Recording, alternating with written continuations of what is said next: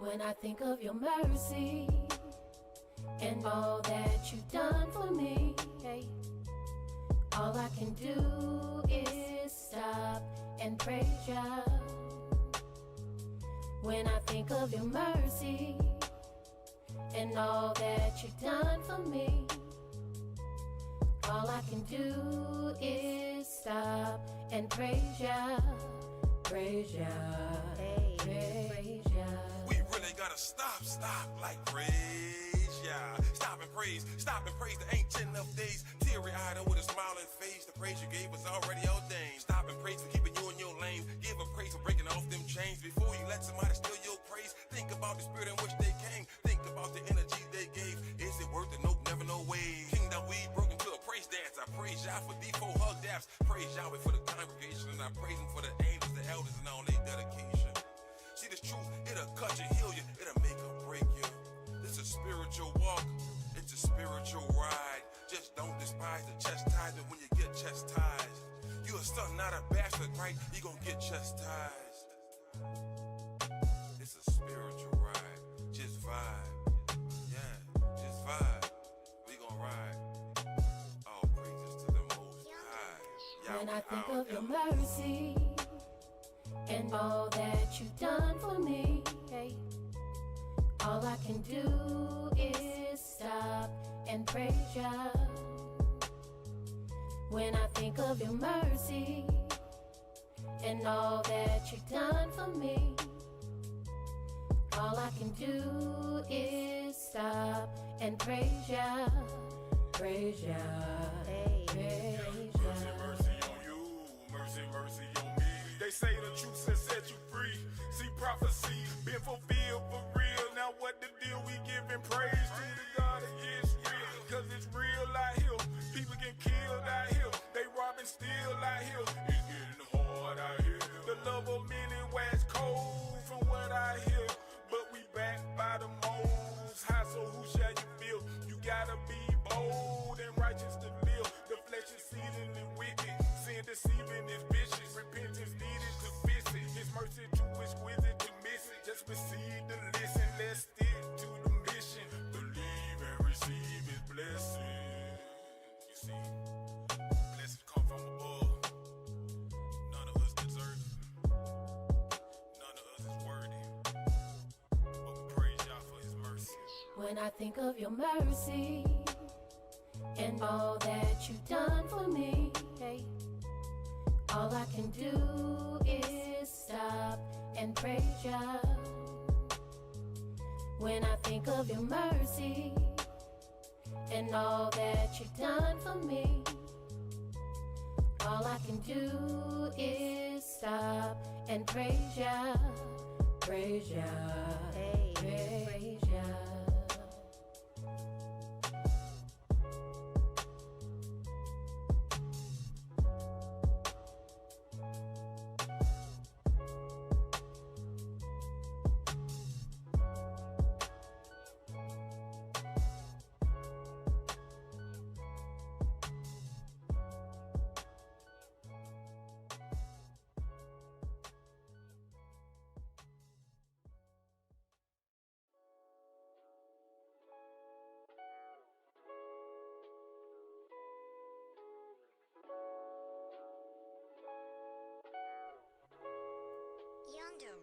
When I think of your mercy and all that you've done for me, hey, all I can do is stop and praise ya. When I think of your mercy and all that you've done for me, all I can do is stop and praise ya, praise ya, hey, praise ya. We really gotta stop like praise ya. Stop and praise the ancient of days. Teary-eyed and with a smiling face, the praise you gave was already ordained. Stop and praise for keeping you in your lane. Give a praise for breaking off them chains. Before you let somebody steal your praise, think about the spirit in which they came. Think about the energy they gave. Is it worth it? Nope, never, no way. Kingdom we broke into a praise dance. I praise y'all for D4 hug daps. Praise Yahweh for the congregation, and I praise him for the angels, the elders, and all their dedication. See this truth, it'll cut you, heal you, it'll make or break you. It's a spiritual walk, it's a spiritual ride. Just don't despise the chastisement when you get chastised. You a son, not a bastard, right? You gon' get chastised. It's a spiritual ride, just vibe. Yeah, just vibe. We gon' ride. All praises to the Most High. When I think of your mercy and all that you've done for me, hey, all I can do is stop and praise ya. When I think of your mercy and all that you've done for me, all I can do is stop and praise ya, praise ya, praise ya. Mercy on you, mercy on me. They say the truth has set you free. See prophecy been fulfilled for real. Now what the deal? We giving praise to the God of Yisrael, cause it's real out here. People get killed out here. They robbing still out here. It's getting hard out here. The love of many wax cold from what I hear. But we back by the Most High, so who shall you feel? You gotta be bold and righteous to live. The flesh is seething and wicked. Sin deceiving is vicious. Repentance needed to fix it. His mercy too exquisite to miss it. Just receive the listen. Let's stick to the mission. Believe and receive his blessing. You see, blessings come from above. None of us deserve it. None of us is worthy. But we praise y'all for his mercy.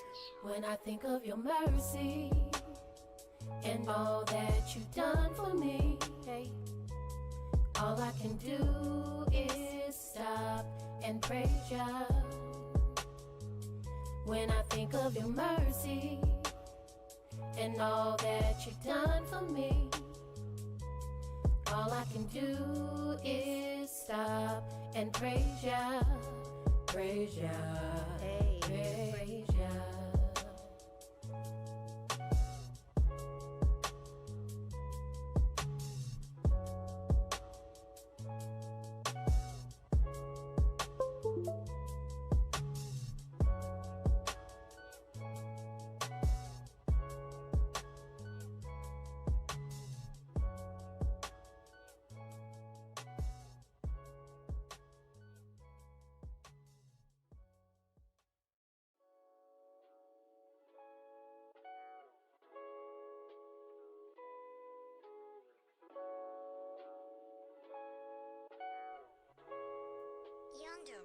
When I think of your mercy and all that you've done for me, hey, all I can do is stop and praise ya.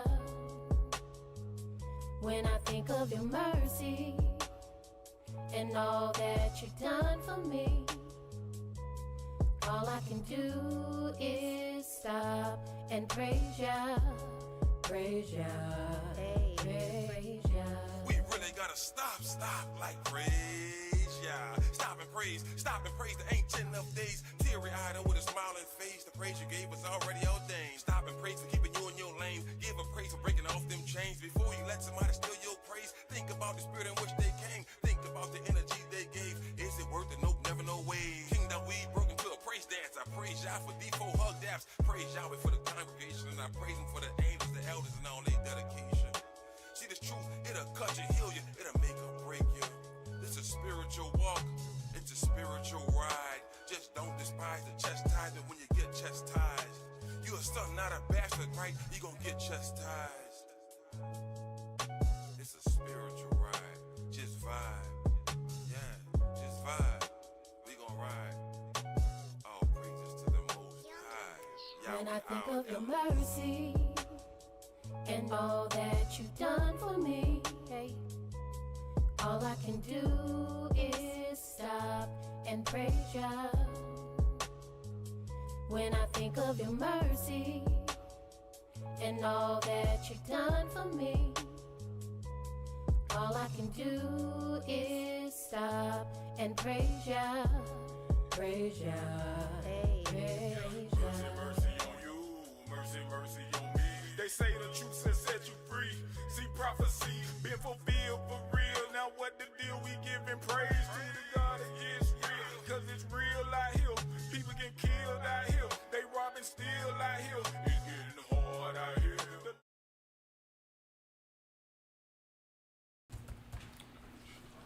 Shalom Facebook, Shalom YouTube. Welcome to our prophecy class. Today we're in the book of Revelation, chapter 21. But before we get started, does anyone have any questions? Yes. Okay, my question is from yesterday. And when we were in Galatians, when you were in Galatians, and you were talking about verse 13, What chapter? Galatians chapter 3, verse 13. Okay, let's see. Christ has redeemed us from the curse of the law, being made a curse for us. But it is written, cursed is every one that hangeth on a tree. My question is this, during slavery time, when they hung our ancestors on trees, were they cursed, or was it just, The person that was hung, yes, were they cursed? yeah, Yeah. they were cursed? So If what happened? they're left hanging on the tree. And they left them on the tree. Yeah, if they left them hanging on the tree, they're cursed. They did left them on the tree. I know. So what happens, you don't know the answer to that question? What happens to them, they pass In the away? judgment? In the judgment. I can't tell You you. can't take a judgment. Yeah, because the judgment would probably use weights and balances. Uh-huh. So by no fault of their own, they got cursed because they was hung on the tree. But what about his life? Yeah. So I'm looking at the way Yahweh judges. Excuse me. And he has mercy upon whom he will have mercy. So those people that were hung on those trees and left there, they're cursed only because of the law. But Yahweh mercy excels through judgment. Okay. In that law, does the land get cursed when you leave somebody on a tree? The land get cursed too, right? Mm-hmm. So because they left all our fathers on them trees like that, they curse their own land. Mm-hmm. In process of doing that, and then realize what they're doing, they curse the land too, right? Right. Okay. Right. Are there any more questions? I got a question, Okay. but I'm jumping on that question too though.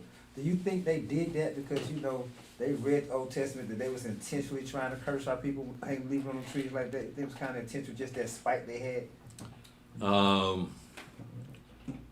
You wonder if what they were doing, they knew that it was biblically based, Right. right? I really don't think so, because in a lot of cases, they wouldn't even hang them; they just shoot them. Right. So it wasn't about anything particularly biblical. Okay. That's how much anger they had at our father. That lynching was normal even back in our father's day. So that just was handed down from generation to generation. Everybody had hangings. Okay. Yeah. Well, my question is this now. You say all the time that when America gets destroyed, it's gonna be sudden. It's gonna be without. But when those of us that's blessed to leave, we're not leaving in haste. So is it another event that's gonna happen to get us to leave without leaving in haste before America is destroyed suddenly? You see what I'm trying to ask you? I understand what you're saying, but there's a lot of mysteries in how we're going to get up out of here. Right. Right? We don't know the transportation means or the place we're supposed to meet at, and what time of day and all that stuff. So those things will have to be revealed to us as time goes on, so that we won't be in a shock when we have to get up and leave. So we know what time to leave and where to go. How we're gonna get that, we don't know. Yeah, because I'm kind of figuring like since we're not leaving in haste, and America's gonna be destroyed suddenly, it's gonna be like tourist events. Our leaving has nothing to do with the destruction of America. It seems like. We're leaving, but after we leave, that's when America's gonna be destroyed because she has no more use for Yahweh. So she served her purpose. And once the last of us leave this country, that's when he's gonna destroy it. No matter who's still here, he's still gonna destroy suddenly. Okay. Anything else? No. I'd like to address something you and I talked about this. I think it was this past first day. I mentioned that Yahweh only knows one people. Speaks to one people. And you brought up that. Well, what about Abimelech, king of Gerar, and Balaam? No, that wasn't me. You mentioned Balaam? No, I forget who asked that, but that wasn't me, no. You didn't ask that question? No, I don't think so. I might, but I don't think so. I believe you did, because I found it was a very interesting question, because it almost goes against what I was saying, that Yahweh only knows one people. He only spoke to one people. And then that was brought up the issue with Abimelech and Balaam. He spoke to them directly, right? So let me qualify that a little bit by saying, by quoting Amos chapter 3. It said, you only have I known among all the families of the earth. Well, that's two different categories. You got individuals and you got families. Right. Okay, so it is true that Yahweh spoke to one nation of people, but there are individuals who he's supposed to personally. I thought about that this morning. Man, you saying the same thing. I said, if somebody asked me that, I'm telling them. He spoke to Cornelius, those angels, individuals, not groups of people. Right. Yeah, right. I was thinking about that this morning. Very praise Yah, man. That's what that came to me, because I kept thinking about your question. Because the book said, the people that wrote the book said Yahweh spoke to them. Mm-hmm. But remember, how do you explain Abimelech and Balaam? It was always in reference to his people, though, right? Because Abimelech didn't know that Abraham was married, that Sarah was his wife, and Yahweh knew that. He said, I stopped you from doing anything to him, right? And then with Balaam, Balak called him to curse Israel, and Yahweh made Balaam to bless Israel. Right? So Yahweh spoke to these men individually to accomplish something that he wanted to accomplish. For his people, right? But as far as a nation or a family goes, he only speaks to us. Okay. Does anyone else have any questions? All right, well, let's go ahead and get started. Again, we are in the book of Revelation, chapter 21.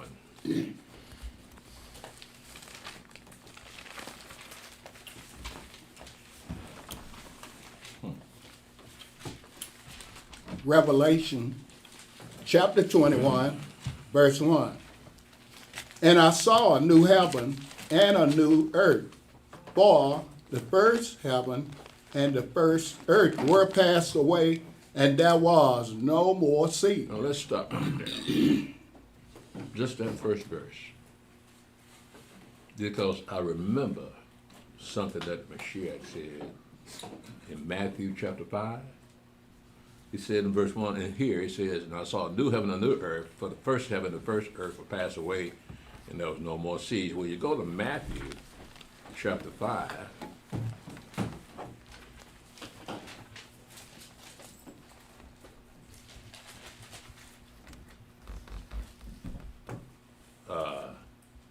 In verse 17 and 18, he says, think not that I'm come to destroy the law of the prophets. I have not come to destroy, but to fulfill. For verily I say unto you, till heaven and earth pass, one jot or one tittle shall in no wise pass from the law to all be fulfilled. So you give me a hint right then and there, that one day this heaven and earth gonna pass away. Now we see it being written down in the book that, heaven and earth will pass away. This heaven and earth we know is going to pass away. And there's a new heaven and a new earth. Okay, so I just want to note that the Mashiach brought that out before this was even written. Read that. What verse was that? That was Matthew chapter 5, verse 17 and 18. Okay. Where the Mashiach mentions to heaven and earth pass, not one jot or one tittle of the law shall pass away, till all be fulfilled. So the same heaven and earth is the same heaven and earth that we're on right now. But the days are coming when there's going to be a new heaven and a new earth. So, go ahead. You got, I was listening to the show this morning, right? You were doing what? Listening to this show on the radio this morning. And you got the minister or whoever he was, cardinal or what, he was doing a sermon. And he said that the earth is never going to pass away. This Catholic. You know it's them white folks. Well, yeah. That show you they're not Yahweh's people. No. Because we just read in 2 places Right. that this earth is not going to always be here. This heaven is not always going to be here. Right. But they haven't read that, have they? No, because with everything he's trying to teach to his congregation, he's going around like it disappeared. It's not on the page no more. That's how Christianity thrives. Yes, yes. By omission. So that what they do put together sounds perfect to the people that are not learned. It makes a lot of sense to them. So everybody gonna make it. Yeah, I know. But the word wasn't given to them in the first place. No. So they're trying to be something they are not. And they sound very authoritative, but Yahweh showing you that, yeah, these people got game. Right. And a lot of naive people out there that believe them too. You're right. Yeah, you're right about that. Did you have? So we can say pretty much that with chapter 21, with New Jerusalem coming and all that would be this chapter 21. That would be pretty much at the point where the law is fulfilled. The law being fulfilled? Right. In chapter 21. Some of these laws are forever. First, the Passover. But I mean, when he talks about no jot, no title being removed until all be fulfilled, this would be the point in chapter 21 where all is being fulfilled as far as one jot of gel not being moved. You know what I'm saying? Simple question trying to ask. Now, the question is, what will be fulfilled? Isn't it? Because to heaven and earth pass not one jot, or one tittle of the law shall pass to all be fulfilled. So there has to be a fulfillment before you have a new heaven and new earth. So what is that fulfillment, though? Well, one of the fulfillments is that you will no longer need animal sacrifice, right? So there will be no need for animals. There will be no more sin, but that's all in the chapter here. But nevertheless, it's going to be a totally different atmosphere because you're going to be living forever. And so there's no ritual or no law that allows you to live forever. So the fulfillment of the law, once that's been fulfilled, then you can live forever. So Elder, I pretty much got something you wrote down. That old covenant be done away with too, right? Yeah. And plus I got down here, no more temple. Right. Okay, and then well, this go back what you said, no more altar burnt offering. I Yeah. got all that written down. Right. Those things will, all that will be fulfilled. Yeah. So the laws that we were given for this generation of the children of Israel, to spread righteousness around the world and the benefits of worshiping just one God. But Yahweh knew that our father was held on the job, so the earth is full of blood and death. So he had to create something brand new that hadn't had shown any blood. The first earth was perfect when he created it. At the end of the 6th day, Yahweh said, "This is very good." Right? But look what's happened since. Yeah. The earth been defiled. Yeah. Yeah, so now Yahweh's giving life another chance to exist on something very new. At the time of the first earth, Satan was running around loose, right? Tricking Adam and Eve and all those things. Well, you ain't gonna have Satan on the scene no more. So it looks as though it was all set up. Because in the beginning you got Adam and Eve, and you got the serpent in the garden. Then you got the tree of the knowledge of good and evil. It didn't have to be there. But for the story to be told, it had to be there. People have to wonder, why do we die? Or why are we born? What's the purpose of life? Those questions would come up because Yahweh knew man would ask, well, where did all this stuff come from? So the story had to be written that from the Garden of Eden on down, that's where it started.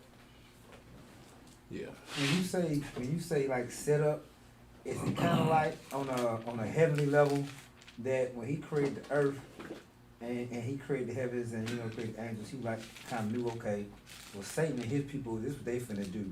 So I'm finna create this and all these people that live and die, they're not really dying, because some gonna live forever. The ones I choose, and they're gonna be on new heaven, new earth with all this nonsense. So it's kind of like, okay, well, I'm finna weed heaven out, because there's obviously something that I created that I don't want to be part of this. You know what I'm saying? So it's like, I done set you up, Satan, and your followers, and y'all done been tricked, like y'all finna run something, but this all finna get destroyed, and I got something new without y'all, with these people that you think you done killed, that's gonna live forever on this new earth. You know what I mean? It's that kind of like, when you said set up, that's all that just ran through my head. Well, yeah, those people that are in the first resurrection, Right. yeah, they'll be on that new earth. Right. So they'll have bodies that can't die anyway. But the transition from our existence, we're still alive, from this existence to the new heaven and the earth, that has not been discussed in the scriptures. All we know, that's what the connection is, that at the end of, after those days, that Yahweh's going to pour out His Spirit upon all flesh. So that's connection, Him pouring the Spirit on all flesh to the transition to the new heaven and new earth. But that's all before it goes. Yeah. So I guess you got to, the reason that this is not discussed is because what's the point of knowing and you're not going to be there? Yeah, so whoever's going to be there, they will know. Okay. Does anyone else have any questions? All right, Brother Stephen. Let's pick this up in Revelation 21, verse 1. And I saw a new heaven and a new earth, for the first heaven and the first earth were passed away, and there was no more sea. You know, Zach, man, you know, we've never done as it is written on the new heaven and the new earth. It sounds like a project. Mm-hmm. We'll discuss it. Go ahead, Brother Seth. Read that again. And I saw a new heaven and a new earth, for the first heaven and the first earth were passed away, and there was no more sea. Mm-hmm. And I, John, saw the holy city, New Jerusalem, coming down from Elohim out of heaven, prepared as a bride adorned for her husband. And I heard a great voice out of heaven saying, Behold, the tabernacle of Elohim is with men, and he will dwell with them, and they shall be his people, and Elohim himself shall be with them, and be their God. And Elohim shall wipe away all tears from their eyes, and there shall be no more death, neither sorrow nor crying, neither shall there be any more pain, for the former things are passed away. So this is something totally different than the existence we have now. Because we live and suffer with pain and heartbreak and all those things, but at this point here, everything is going to be new. Now, in verse 4, apparently we're going to see that some of the people we've known all our lives will not be there. And so that's going to cause us sadness and pain and suffering. But in here it says that Elohim shall wipe away all tears from their eyes, and there shall be no more death, neither sorrow nor crying, neither shall there be any more pain. For the former things are passed away. You don't have to go through those changes anymore in life. That will be after the 1,000 years, right? I'm sorry? That will be after the 1,000 After the years. 1,000 years, correctly. Okay. Now, during that 1,000 years, yeah, you can die, right? Because death and hell will still be on the scene. Right. You still could get sick, but we got trees that bear fruit Right. to heal you of your sickness. Right. So it'll be a little bit better than what we got now. When the kingdom of heaven is set up, there will be no need for hospitals, or doctors, or nurses, Right. surgeons, none of that stuff. So you'll be healed just because you in the land where Yahweh, where the Mashiach is. And if you notice, when the Mashiach in his ministry was not only healing people, but he raising people from the dead. So in case something you're in danger, we have an avenue to go to in case your life's in danger, right? But if you die, it's Yah's will that you die. So that means you're gonna be resurrected in a second resurrection.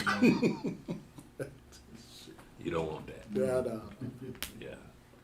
So when, before the fall of mankind, Father Adam, Mother Eve, right, those things were in the garden, those things to heal were already there, right?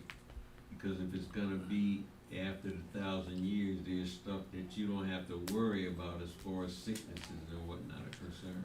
Yeah, we don't have to worry about temptation. Exactly. Right. So that's that's the what key. that's what the devil's main job is, to tempt man. Right. Right. So he won't be on the scene. So if you do something wicked, you did that on your own. Okay. So you ain't got no excuse now. You can't say the devil made me do it. Right? Yeah. So it's all on your own. You can't, like I said, the devil gonna be in the bottomless pit. But his cohorts, death and hell, will still be on the scene, just in case somebody needs to die. Right? But after that 1,000 years, yeah, death and hell gonna be thrown in the lake of fire. That'll be the end of that. Yeah. After the 1,000. After the 1,000 years, Right. yeah, that's when they live forever. Okay. That's well, after the 1,000 years, yes, according to what's written here, Satan got to be let loose for a little season, right? Right. They go down to deceive Russia to come and attack Jerusalem, and Yahweh's gonna bring out fire and brimstone on and kill them all off. And that's when the great white throne of judgment shows up. That will be the last of the wars of the earth, right? So those people that are killed off during that 1,000 years, during that war that Satan deceived to come up against Jerusalem, they're gonna stand in judgment, right? The thing about that is I always say it's a paradox, in that you can't do nothing unless Yahweh allow you to do it. That's right. So Satan goes out and deceives Russia, and nobody's objecting to what they're doing. Why? Because prophecy got to be fulfilled, right? Through no fault of their own, but they just happen to be among the people that this prophecy is going to be fulfilled in. So those people, the Russians that'll be destroyed, all those armies come up with them, they have to face the great white throne of judgment. Is that only because they're putting that major attack against us? Yeah. Well, Satan put it in their hearts. Yeah, right. Yeah. And they're following that Yeah. as far as doing that. But they still got to stand in judgment. Right, Yeah. right. So I look at Judas Iscariot. The devil had to get in him to betray the Mashiach. Well, what if the devil didn't get into him? Okay. But then you wouldn't have a story, would you? Well, he got in him, but would it have been those 30 shekels, the money? Because that's what's... Well, that's all part everybody- of the scenario. Him taking a bribe, That's right. right? Him bribing them to betray the Mashiach, because they didn't know what he looked like at night. Just like I don't know what y'all look like at night. Right. I don't know what y'all look like at night. He didn't either. So he told the first man he kissed, that's the man. Okay, right, exactly. So yeah, he will go down in history as the worst betrayer of all mankind. But he couldn't help himself, right? Did I get that for you? Yes. Okay, let's continue, Brother Stephen. Revel- Read verse 4 again. Revelation chapter 21, verse 4. And Elohim shall wipe away all tears from their eyes, and there shall be no more death, neither sorrow nor crying, neither shall there be any more pain. For the former things are passed away.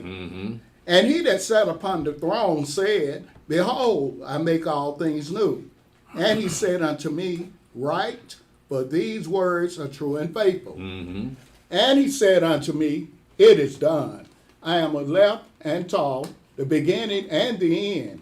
I will give unto him that is thirst of the fountain of the water of life freely. He that overcometh shall inherit all things, and I will be his Elohim, and he shall be my son. What does he have to overcome? Yes. Death. Death. That's what comes death. So how does he do that? What kind of power would man have to overcome death? Does he have that kind of power? No. So how he says he that overcometh shall inherit all things. So does he have power to overcome something? Yeah. Is death has no hold on this person that he can overcome death? Remember what Paul said. He said we should not all sleep, but we shall all be changed in a moment, in the twinkling of an eye. So we're looking at that generation that will be here when the Mashiach shows up. And that's when life changes instantaneously. That once he shows up, the dead in Christ can rise up and meet him in the air. The 144,000 going to meet him in the air. You're going to have all the hosts of heaven coming out the sky, and you're going to have Mashiach coming out the sky. I mean, I'm talking about Michael, the captain of Yahweh's host. He's going to be there too, because it's time for cleansing. So after all that, and you're still alive, you never died. Have you overcome death? Yes. Yes. Oh, really? Because you said, like you just said, you said that generation that's here when Mashiach returns. Mm-hmm. You know what I'm saying? So that generation that's here, that's keeping this law, this Torah, which is life. Mm-hmm. Torah is life. Mhm. Keeping life.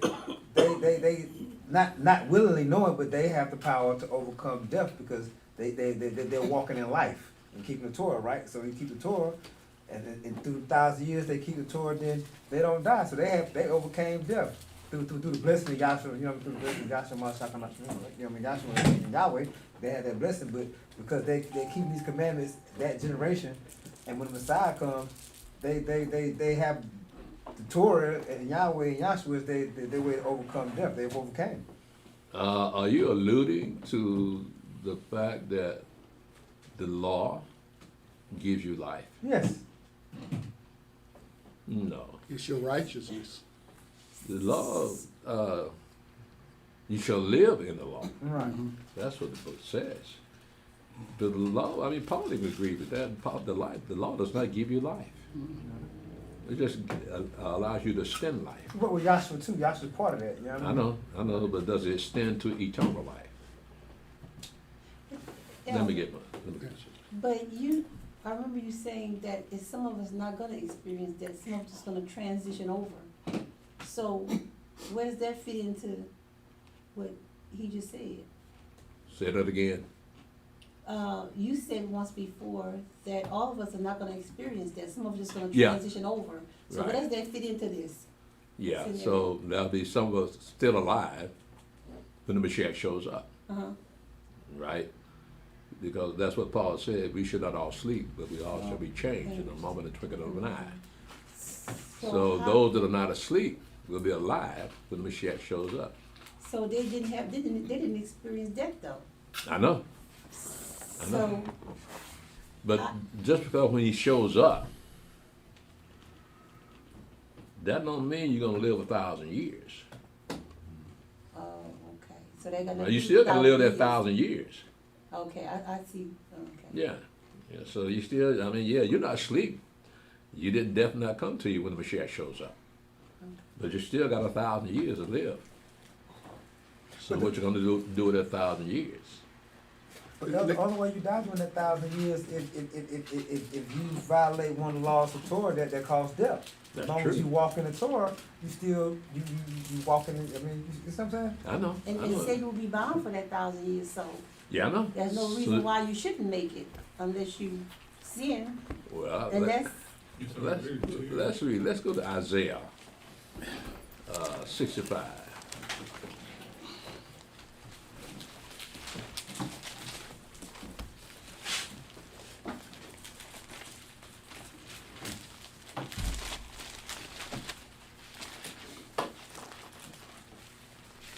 And Brother Stephen, let's pick this in Isaiah 65, verse 17 to verse 20.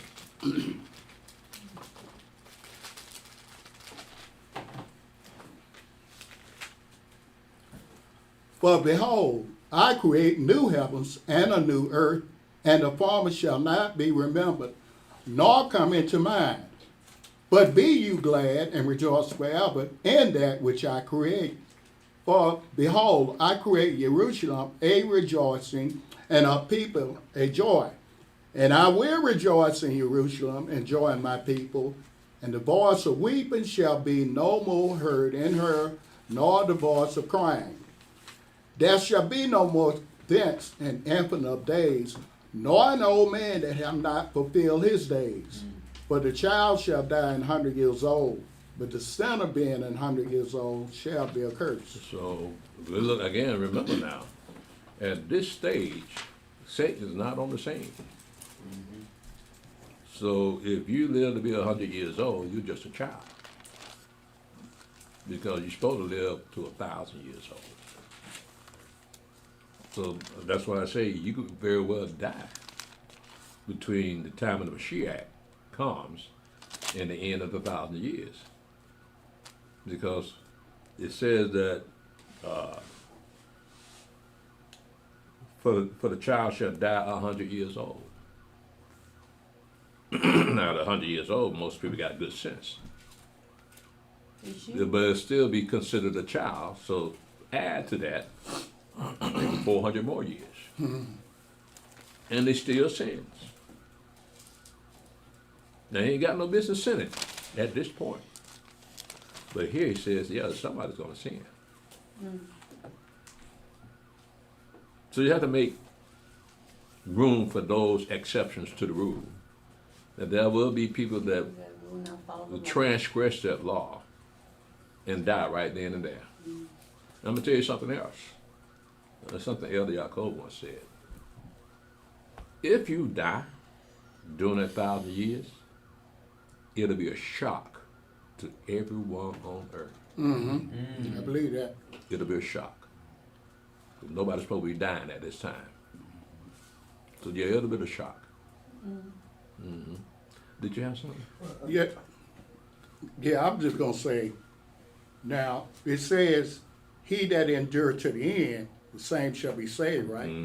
So the book says, by faith are you saved through grace. So everything is, now we talking about grace here, right? No, we're talking about grace. Yeah, because the law is not gonna save you. No, The law is just your righteousness. it's not eternal life Yeah. in the law.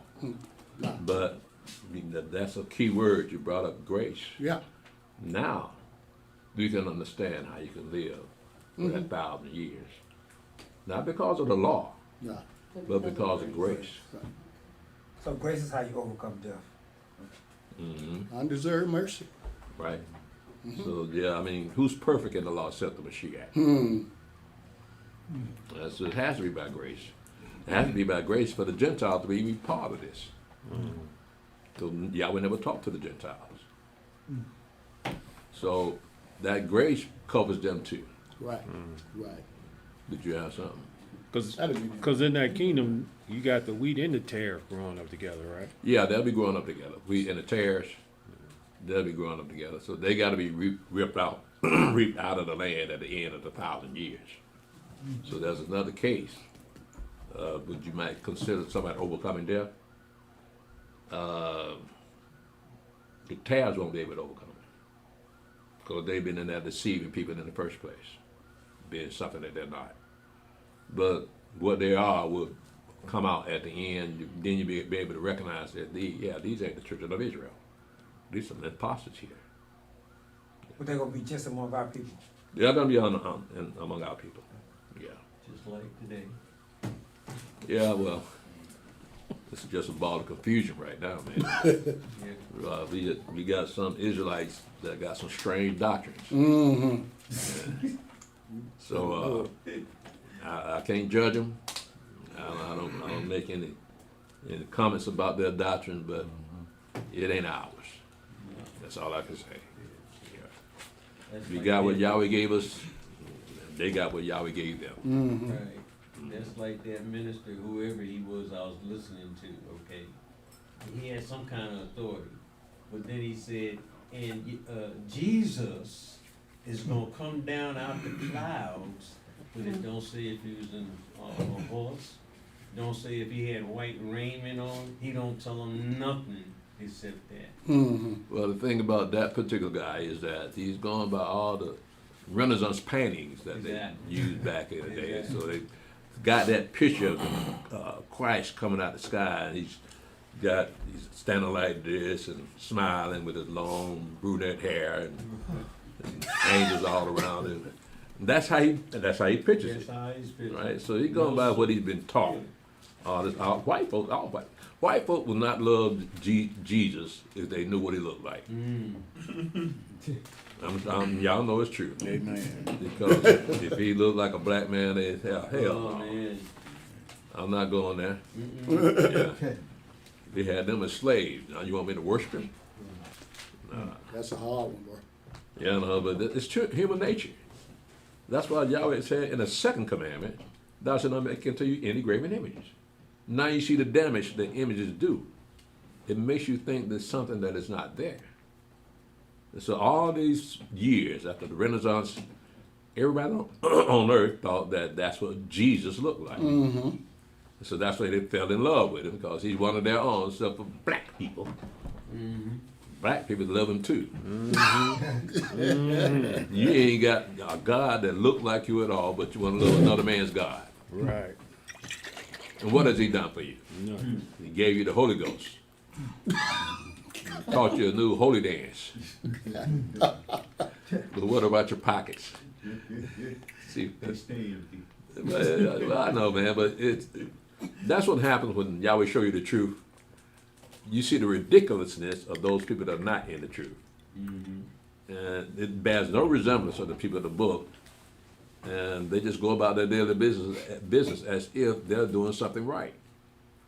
But that whole Christian scenario has nothing to do with what's written in the Bible. Oh, no.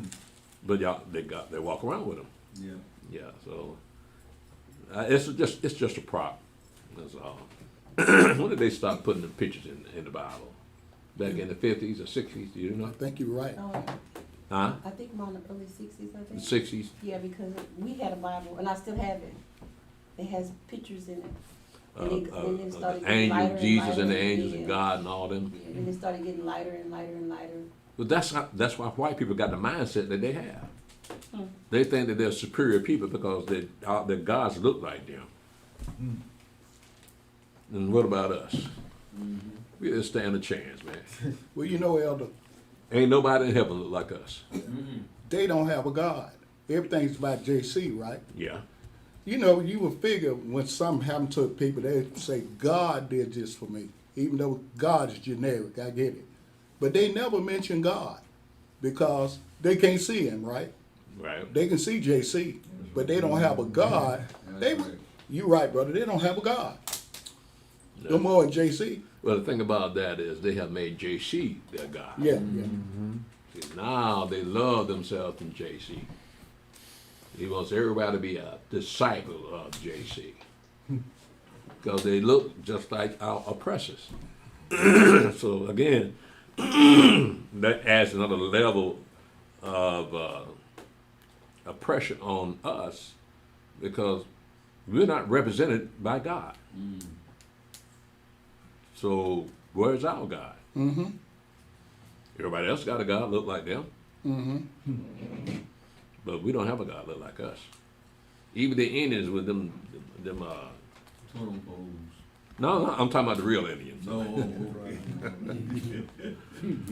The people in India. okay. Yeah, they got their own God, and they look weird, but they still look like them. But you made a good point. The totem poles, they don't look like nobody. It's just like the animals, the thing they carve into the totem poles, but they were worshipers of nature. So yeah, they would pray to those totem poles for good luck or whatever. Yeah. But again, the problem is not that we don't have a God that looks like us. It's the problem is that we worship somebody else's God and don't give a damn who knows. That's right. They love him more than white folk love him. And white folk love that. Now they love, oh God, look at that, look what they're doing. They're running up and down the street in the churches, calling out his name, and You don't even belong to him. Even in the bedroom. Oh yeah, in the bedroom. Having Oh, sex, yeah. calling on his name. That's right, bro. That's what you These do. folk crazy. They mad, bro. Yeah, that's what in the bedroom. Yeah. Jesus. Hey, you know, we got some, and I know you got going, but we got some black women got on television, say when they got that orgasm, they call on Jesus. Why would you say something like that in public? Because it's true. True. Because you don't know. That's why I had to be careful with that name, because they'll nut up on you in a minute. Yeah. But you, going back to what you said about idol worship is a construct of man's imagination. And you can see how it messed up the world, because you have so many idols and representations that everyone's confused. And now they go to war based off of their idols. Well, yeah, that's true, because I mentioned before in one of my sermons that all the nations got their own depiction of Jesus, and he always looks like them. Yeah. Yeah, except for us. There you go, right there. See, you got the Chinese Jesus, Turn around, sir. you got the Arab Jesus, you got. See, everybody got a Jesus but us. Well, we in bad shape. I didn't man. know that. But we tried to get a Jesus look like us, didn't we? But we rejected him. But he had a perm No, anyway. that ain't Jesus. I'm sorry. That's a man that called himself Jesus. Ron O'Neal, Superfly. Yeah, that type of person. Yeah, so a black Jesus ain't gonna work with black people. You gotta be a white Jesus. I'm sorry. Y'all get mad at black folk if you want, but black folk got to have a black Jesus. Ask him. Show a picture of what's his name? Caesar Borgia. Caesar Borgia. Caesar Borgia. Yeah. And I say that's Jesus right there. Caesar Borgia. That's why if a white boy came in a black church looking like Jesus, he'll stop the service. Them women were surrounded, and they'll never see him again. That's how far they'll take it. They'll kidnap that man. Won't even hold him for ransom. Just ain't gonna never let him go. Well, that's the same scenario with Santa Claus. Yeah, They ain't accepting no black Santa Claus. yeah, You know what I'm saying? As long as he stay white, he cool. yeah. That it's a very powerful effect. Images have a very powerful effect on our people. That's why we had to stop. Y'all put in the second commandment not to make any graven image. Right. They did it anyway, and look what happened to them. So, when you read in Deuteronomy chapter 4, Yahweh says, "I'm gonna scatter you to the people where you be worshiping gods of wood and stone." Mm-hmm. Right, and here we are, because we refuse to be obedient to Yahweh. And now look at it, we call on the white man God. Mm-hmm. Yeah, That's why I was saying about images, because everything that surrounds the black community is image oriented yeah, and it's image based. yeah, and that's a form of communication. Yeah, it's subtle. So, for instance, I saw a billboard over there by Church Street, and on that billboard, they had a picture of a white family, right? And right next to that billboard, they had another billboard that had a black woman and one child. I seen that. I seen that. I seen that. You seen that? I seen that. No man, huh? No man. No Oh, man. Yeah. wow. I seen that. You 'Cause saw the whole that? family had the husband and the wife and the two children. Right, And right. the other one was just a black woman. I seen that, Elder. Yeah. I said, man. And that's Yeah. that making you look at us that way. That it's normal for a black woman not to have a husband, That's right. Right. but have a baby out of wedlock. They made that normal, but it's normal for white people to have father, mother, sons, and daughters. That's normal.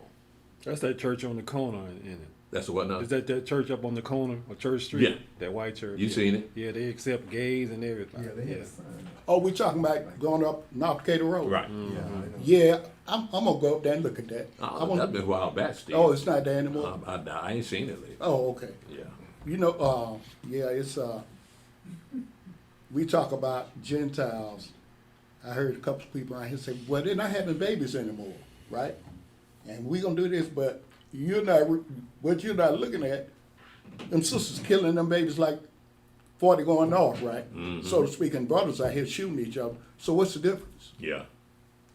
Yeah. No difference, just wickedness. People that lost their way. But that's what's happened when you don't keep Yahweh's law. You try to keep your own law, you don't even keep your own law. So that's what you have, confusion and all types of things going on that should not be going on in a society like this. But you got powers in the background that you can't see that's manipulating all what we're seeing now. They're manipulating all this for a purpose. It has to point to the one world order. And America cannot be part of it, especially with Trump up in office. They don't know what he's going to do next. No. They can predict Biden. They can predict Obama. Right. But Trump, No. they don't know what to do with this man. He'll pull a gun out on you just looking at you. Something happened yesterday. Oh yeah, they tried to kill him again. Didn't They say they did. they? Yesterday. Yeah. You try to kill him again. Yeah, that was press. I think somebody Press ran up dinner? on us. Yeah, it was. Yeah. And they had to rush him out of there, man. Rush Trump and beat J.D. Vance. They had to run him out the dinner hall, bro, because somebody was shooting up in there. What? Who was she? Yeah. Yeah. Yeah, before that happened, the guy that was by his wife pulled out something for her to look at, and she became distraught. Evidently, this guy was a mentalist. So I don't know what he wrote on that paper, but he wrote that on that paper because they slowed down the video. Because I seen it this morning. He wrote something down on that paper, and he showed it to her, and she had her face was like shocked. And then next thing you know, this dude just come from nowhere. She tried to rush the stage. So I don't know what was going Somebody on. rushed the stage. That's what he tried to do. And this person was supposed to be a teacher from California. So that's just what I got from it this morning. What would cause you to think you can assassinate the president of America at a press dinner? Now, if that's the case, then this is the third attempt on his life. That we know about. Well, I mean, yeah, what we know about it, but nevertheless, it hadn't stopped. They still want to kill this man. And you shooting and nobody shoots. So you got to wonder who's behind all this. Yeah, that's Because there's never been a president they tried to kill this many times. What's behind all this? As if killing him would solve all problems. It's not the person that's doing the killing, it's the person that made him do the killing. Because they got another agenda in mind. But the person doing the killing thinks it's on his agenda, that he's doing something right.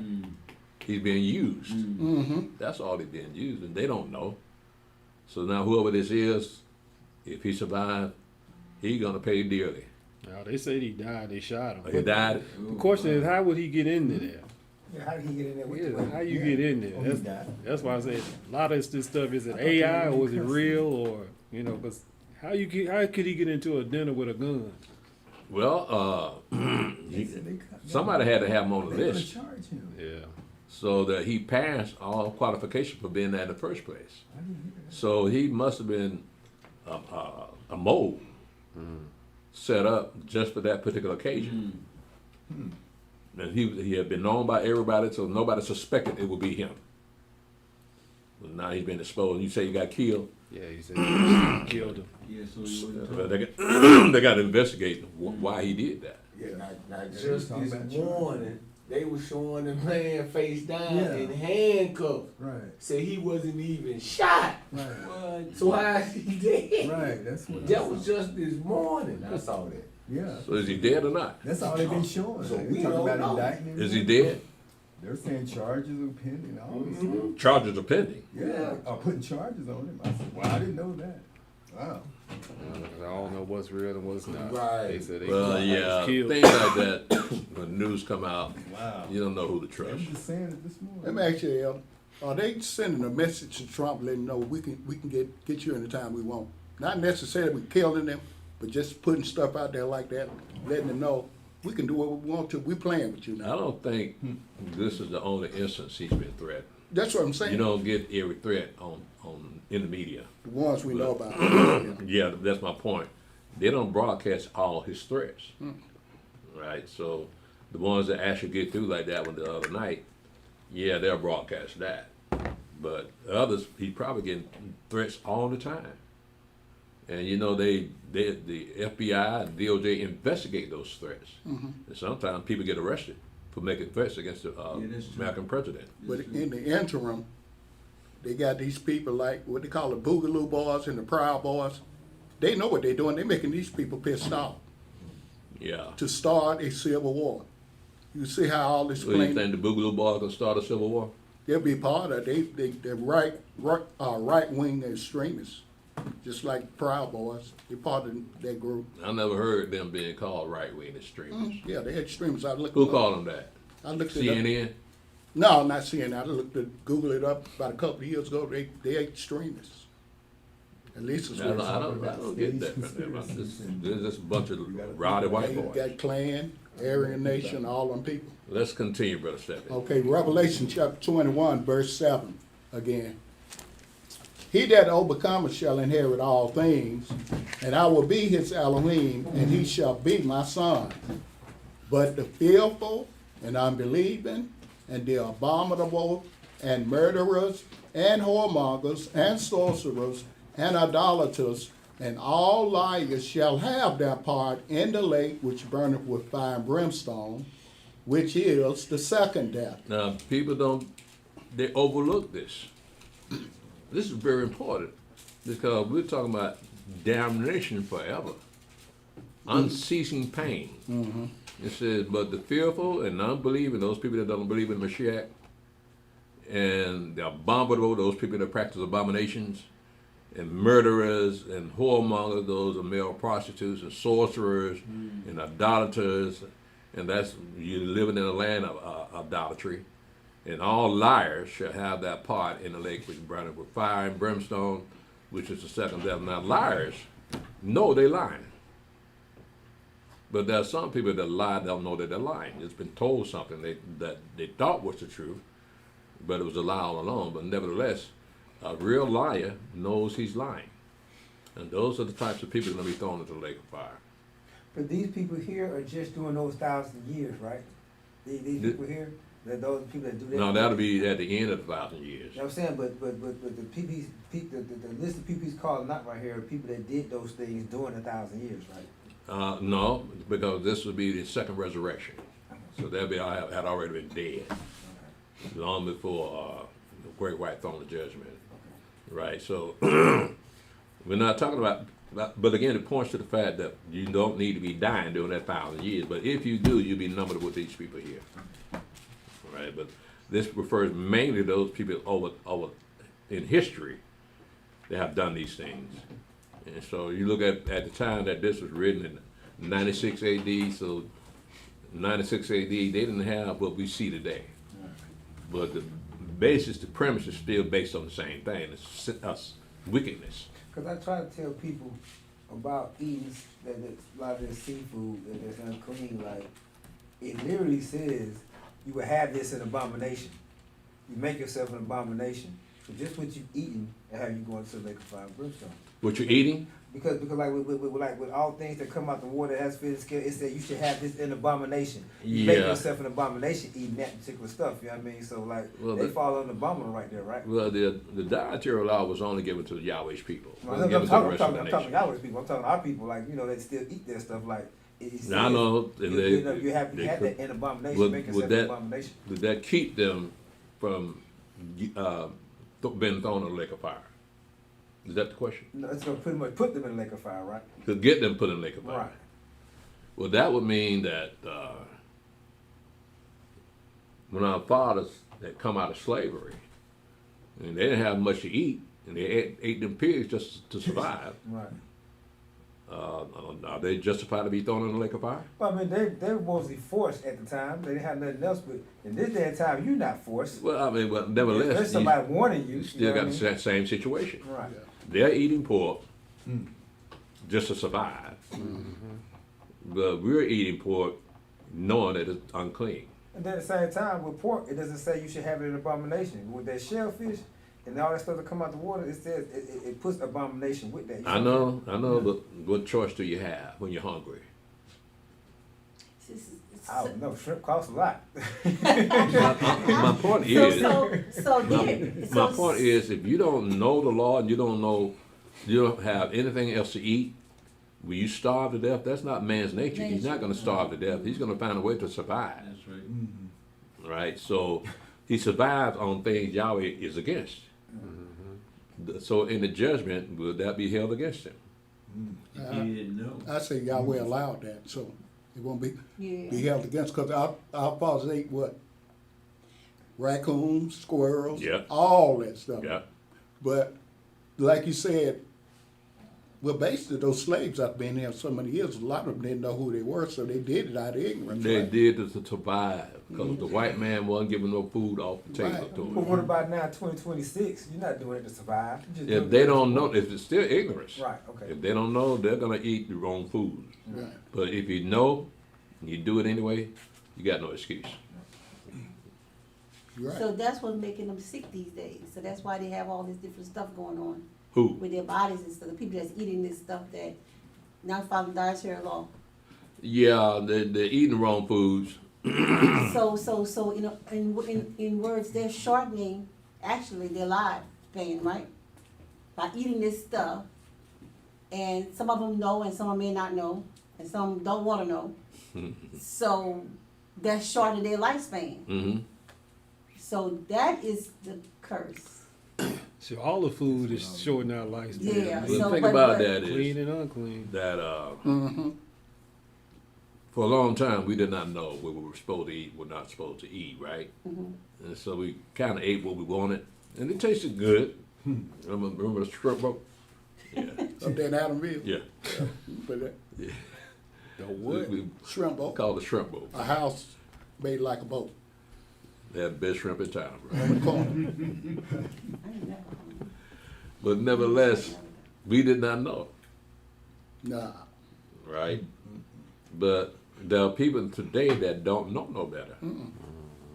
So they're going to be thrown in the lake of fire because of ignorance, Still talking about Grace Hill, right? grace. That's the question I have. What's the difference in that grace and Yahweh is not a respecter of person? I'm saying, so how does it seem like it's too vast to be like ignorance and then grace and then not a respecter of person? You know what I'm saying? Like how does all that fit in to Yahweh and then how we supposed to understand it? Let's go to Romans chapter 2. Chapter 10. 2.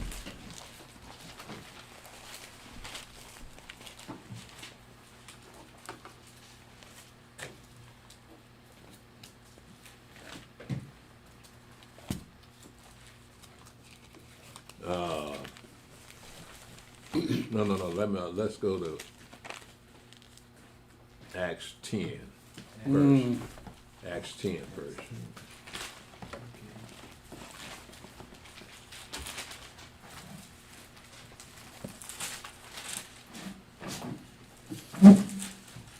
In verse 34 and 35. Now this is when Cornelius shows up for the first time. He's talking to Cornelius. Then Peter opened his mouth and said, "Of a truth, I perceive that Elohim is no respecter of persons, but in every nation he that feareth him and worketh righteousness is accepted with him." So then you go to Romans chapter 2, and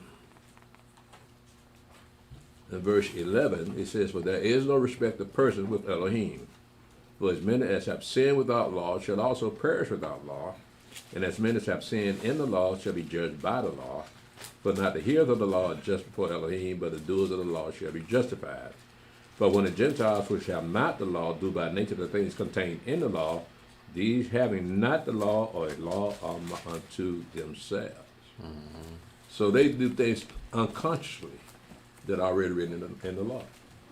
So when he talks about he's not a respected person, he's talking about the people that work righteousness in the earth and don't know that they're working righteousness. So it doesn't have to be the children of Israel that he spoke to.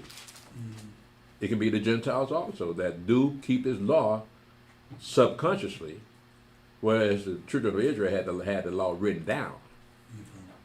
Okay, so those Gentiles that again do those things that are contained in the law are accepted of him. Right. What verses was that, Elder, in chapter 2? Romans chapter 2. What about it? That you just read. Oh, that was in Romans chapter 2, verse 11 to verse 14. You hook that up with Acts chapter 10, verse 34 and 35. Right. You know what else on the small scale, you look how they do things now. Gentiles eat that swine, right? Mm-hmm. But they will not eat his guts. They know that's wrong. They don't? They don't eat no chitlins? Nah. You might have some of them people up in Tennessee, but as a whole, they don't fool with them chitlins. They think it's nasty. Cause I worked with them years and years. None of them chitlins. They even ask me, why do we eat chitlins? Because you got to have something to put the hot sauce on.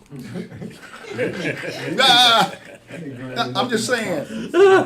You could say. You on the You could say, in isolated situation, they eat chillin', but as a whole, them folks don't eat no chillins.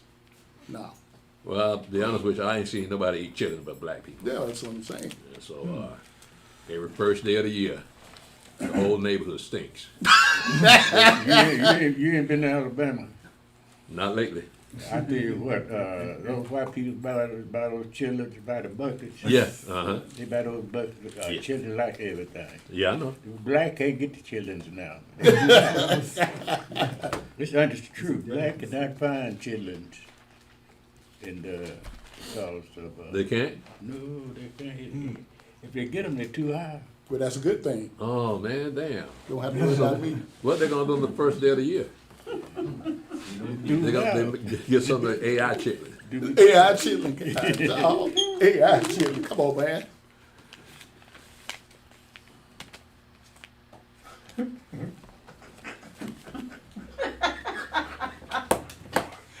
Elder Priest. Elder Priest, I have a question, but I don't want to interfere with the class. I'm gonna ask at the end. I have a question. All right, well, let's continue. Revelation chapter 21, verse 9. And there came unto me one of the 7 angels, which had the 7 vials full of the 7 last plagues, and talked with me, saying, Come hither, I will show thee the bride, the Lamb's wife. And he carried me away in the spirit to a great and high mountain, and showed me that great city, the holy Jerusalem, descending out of heaven from Elohim, having the glory of Elohim. And her light was like unto a stone most precious, even like a jasper stone, clear as crystal.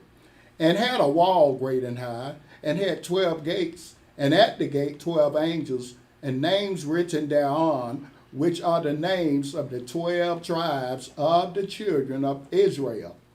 On the east 3 gates, on the north 3 gates, on the south 3 gates, and on the west 3 gates. Now, imagine what he's looking at here.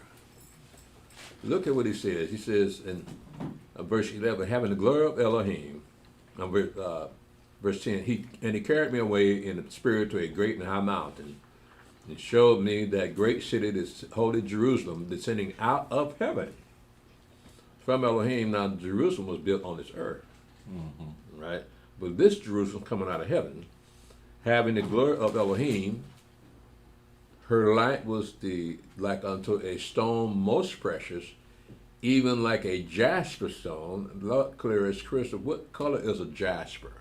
A brown, like a ruby red, something like that. That's right, either brown or ruby red. You're absolutely right. And had a wall great and tall. It had 12 gates. Did y'all hear that? It's your phone. I thought it was just me. Your phone. Whose phone? Mine? That's my phone? My phone don't sound like that. It does? That was your phone, though. I don't trust none of y'all. You don't trust him here. I don't trust none of y'all. Trust a hearing aid. They got them ears. That's sad, man. These folk in church with can't trust them. So, pray y'all for the Lord. And had a great, had a wall great and high, and had 12 gates, and at the gates 12 angels, and names written thereon, which are the names of the 12 tribes of the children of Israel. On the east 3 gates. Now again, these are gates to the city, right? And it's coming out of heaven. On the east 3 gates, and on the north 3 gates, on the south 3 gates, and on the west 3 gates. So these gates got the names of all 12 tribes of the children of Israel on each gate, just like we read in Ezekiel. It talks about Jerusalem and all the gates that had all the names of the 12 tribes of Israel on them. Well, you got the same thing here. But them gates cannot be nowhere near close to each other. So what now? Them gates cannot be close to each other. I said the gates cannot be close to each other. Right. But they 1,500 mile long wall, them gates got to be pretty far apart. Yeah. Well, that is no different than the first Jerusalem, first temple we had. So they had the gates on the city with all the names of the 12 tribes of Israel. So only the children of Israel will be in that city. And we're just not getting a description of what that city is. It's going to be marvelous. It's going to be glorious. It's going to be bright and shining, because look at what it's coming from. It's coming from heaven. So it's got another depth to it in that it's not man-made. So there's a little bit more to this new city of Jerusalem than what we used to. Right now, this city of Jerusalem is under turmoil. As a matter of fact, I saw a video of white people trying to keep Easter at Jerusalem. Wow. And they called the police out on them. You know, they keep putting out more and more slowly and suddenly about the Al-Aqsa Mosque and the Dome of the Rock being destroyed. They keep sliding that. They start to hear that more and more. You know what I mean? They're talking about, well, we're going to blame it. I seen a white dude was like, well, they working together. It made me think that, you know, back in some years back, I had seen something, I'm looking for something, I had seen something where the rabbis were going to Iran at the time. I ain't heard about the Iranian president. I don't know what happened to him, but the president of Iran, they was meeting, everybody was smiling, shaking hands, and kicking like they was getting along. And I'm like, telling people, you can't believe this on TV, because Iran and Israel really getting along, at least the rabbis anyway. But this white, it was a young white guy, he didn't have a lot of followers, I guess I just came past him, but he was like, they're going to destroy the Dome of the Rock and Al-Aqsa Mosque and blame it on Iran. And you know who Iran gonna blame it on America anyway, you know what I mean? So, but it's like, I keep hearing, they keep saying a lot more and more about that being destroyed, because bombs and missiles for some reason are going in that direction. If they were firing it, it's going in that direction to Jerusalem. You know what I mean? It sounds like propaganda. Right. They're trying to get something stirred up. Right. So, but last I heard, the location of that new temple would not be at the Al-Aqsa Mosque, Right. nor at the Dome of the Rock. It'd be somewhere else, much further than that. Right. Right. So again, that's just propaganda. Yeah. Question, Elder.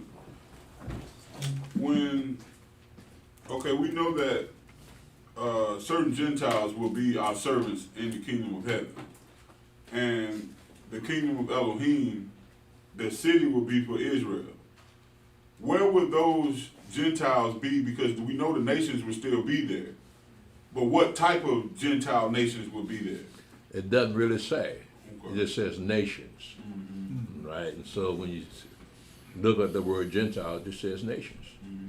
So, but we don't know which nation of the Gentile would be there. Because it's like, we know Yahweh got to give those Gentiles the spirit to be our servants.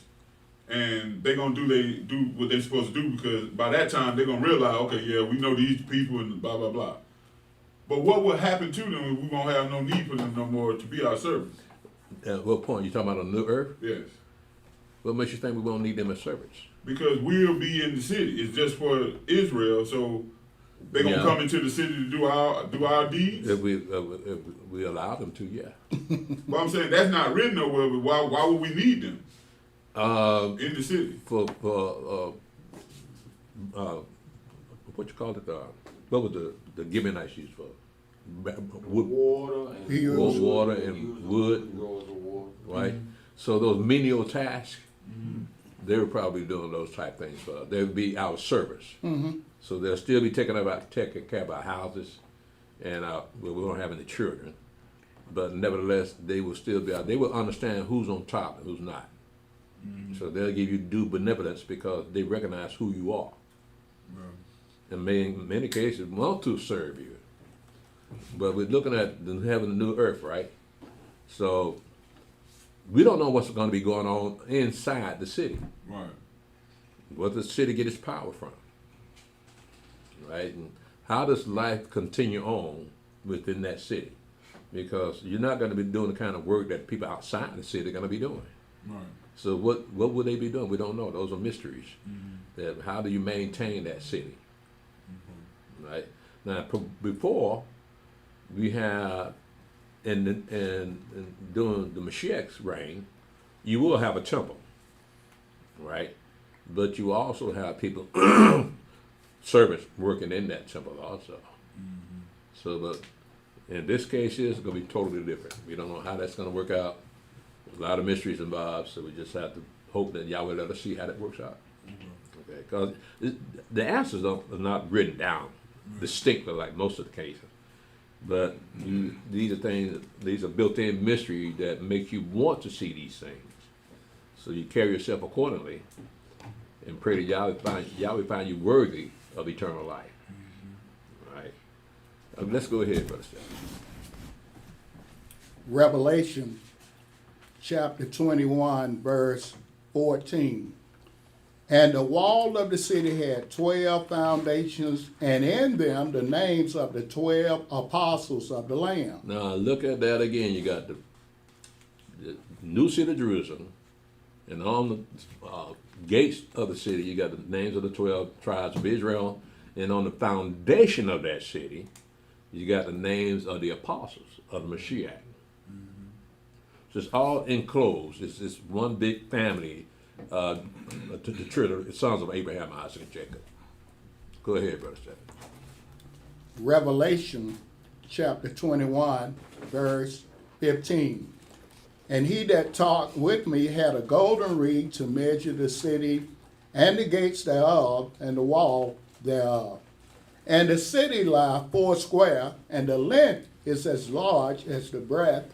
And he measured the city with the reed 12,000 furlongs. The length and the breadth and the height of it are equal. But if the length and the breadth and the height of it are equal, we're talking about the walls of the city, right? It says the length and the breadth and the height of it are equal. What does that city look? What does the wall look like?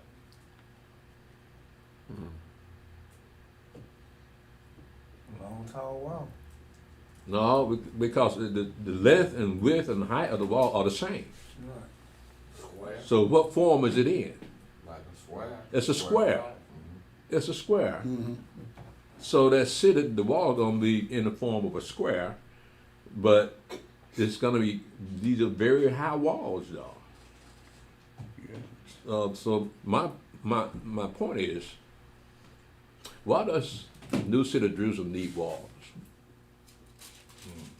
Walls are made to keep people out. So why does the New City of Jerusalem need walls?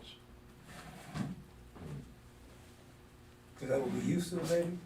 For what? Maybe because that's what we just used to? In the New City of Jerusalem, remember now, the purpose of the wall to keep people out.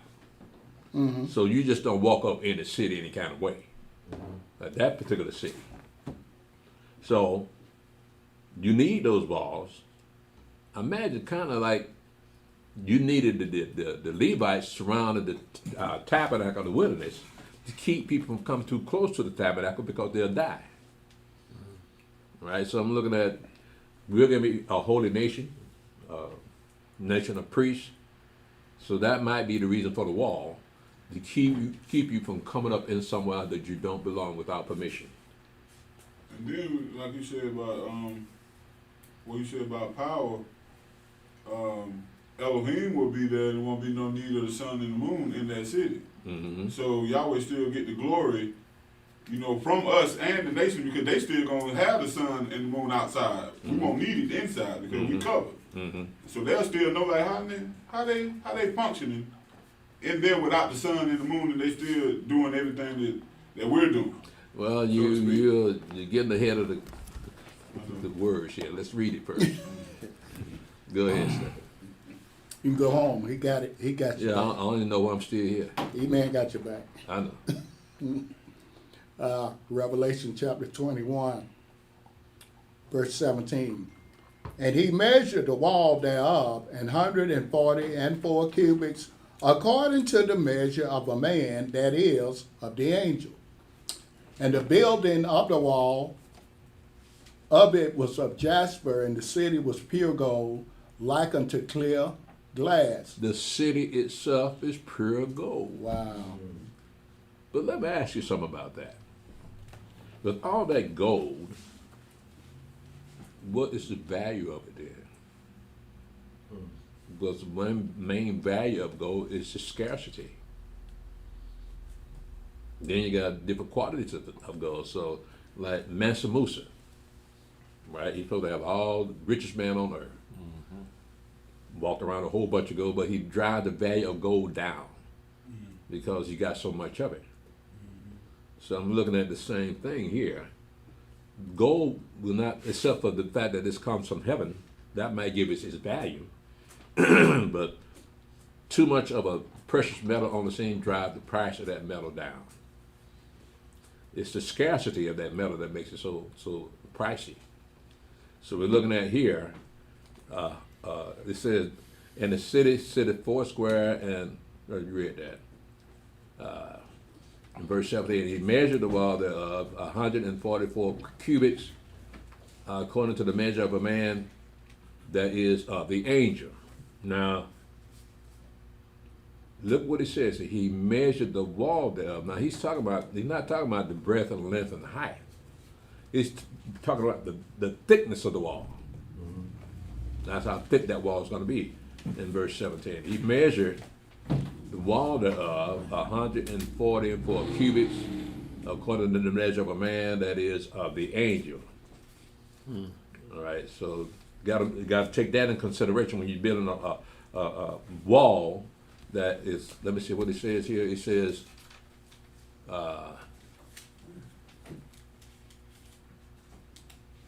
In verse 16, and the city lieth foursquare, and a length as large as its breadth, and he measured the city with the reed 12,000 furlongs.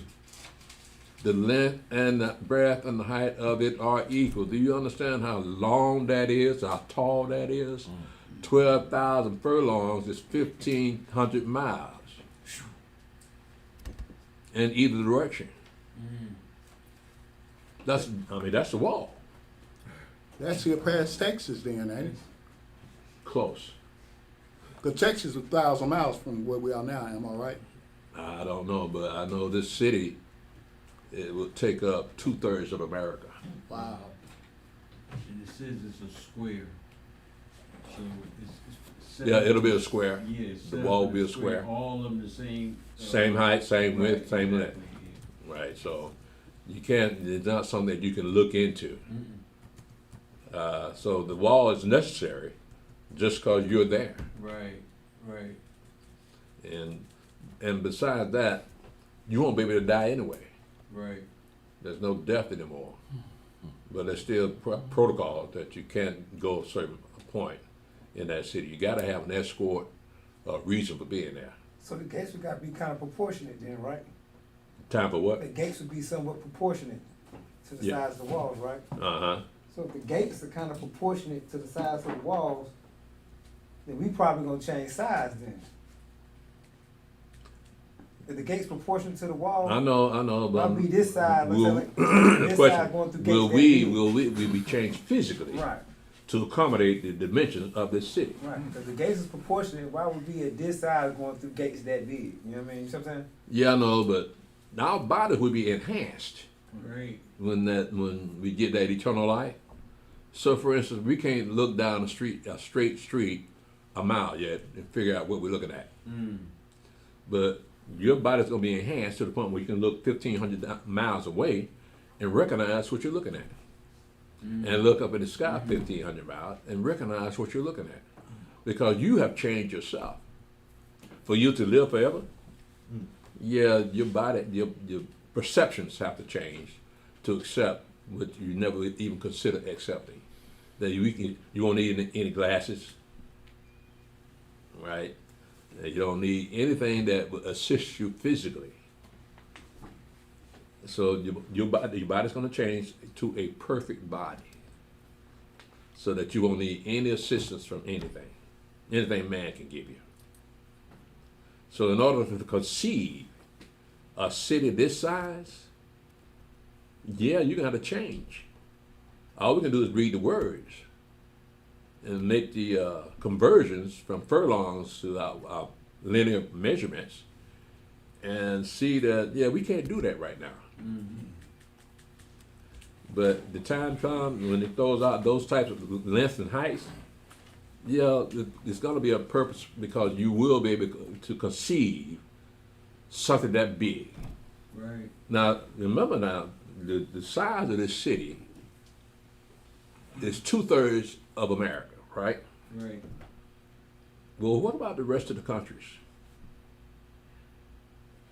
I mean, I'm looking at, there's going to be some nations saved, but how will their nations configure? How big will their lands be? Because if you got a city, just a city, that's 1,500 miles long, Right. it's got to sit in the land somewhere. Just a city, right? So how big is the land that it's going to be sitting in? You're true.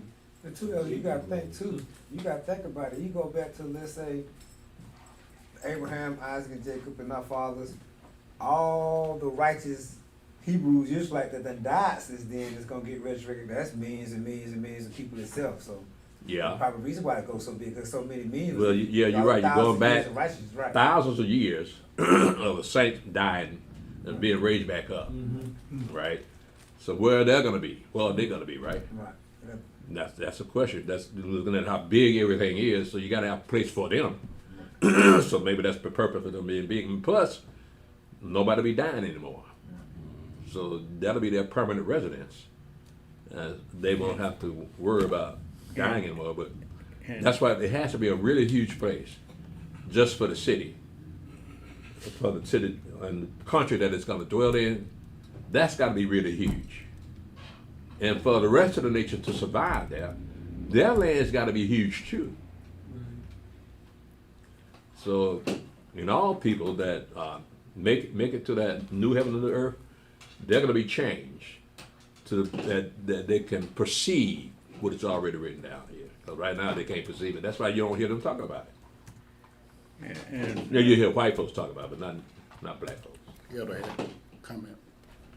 Elder, he had a comment. I'm sorry. And gonna be 12 gates to a city, right? Mm-hmm. A lot of gates.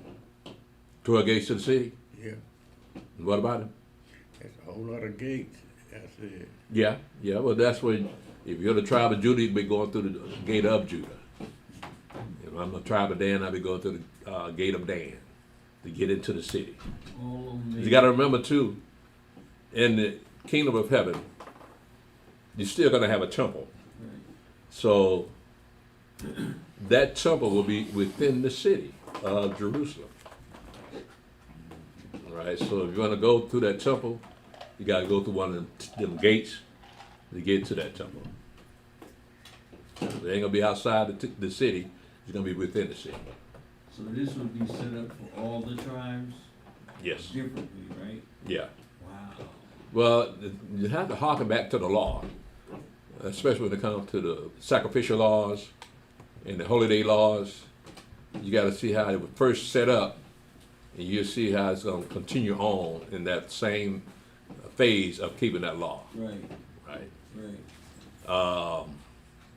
When you go, for instance, in Ezekiel, chapter 46, it tells you that you got the gate gonna be open on the new moon and on the Sabbaths, and then that prince, whoever he is, will be bringing in sacrifices also.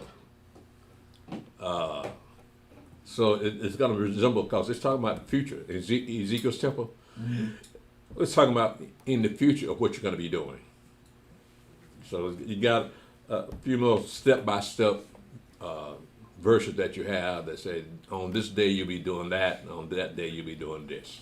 So it's got it laid out. And then, add to the point that Yahweh, knowing that we don't know nothing, He's going to have us set up people to teach us how to do those things, how to skin an animal, cut its throat, and all those things. So all the animal sacrifices, yes, they are coming back, but we don't know nothing about it. And how long is that supposed to exist? Depending on how dumb we are.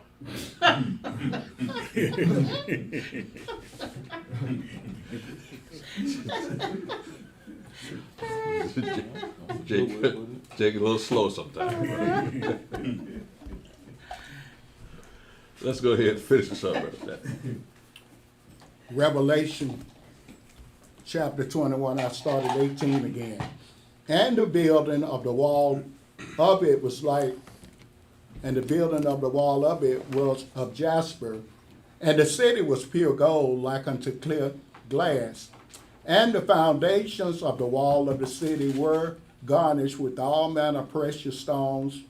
The first foundation was jasper, the second sapphire, the third the chalcedony, the fourth an emerald, the fifth sardonyx, the sixth sardius, the seventh crystallite, the eighth beryl, the ninth a topaz, the 10th a chrysoprasus, the 11th a jacinth, the 12th an amethyst.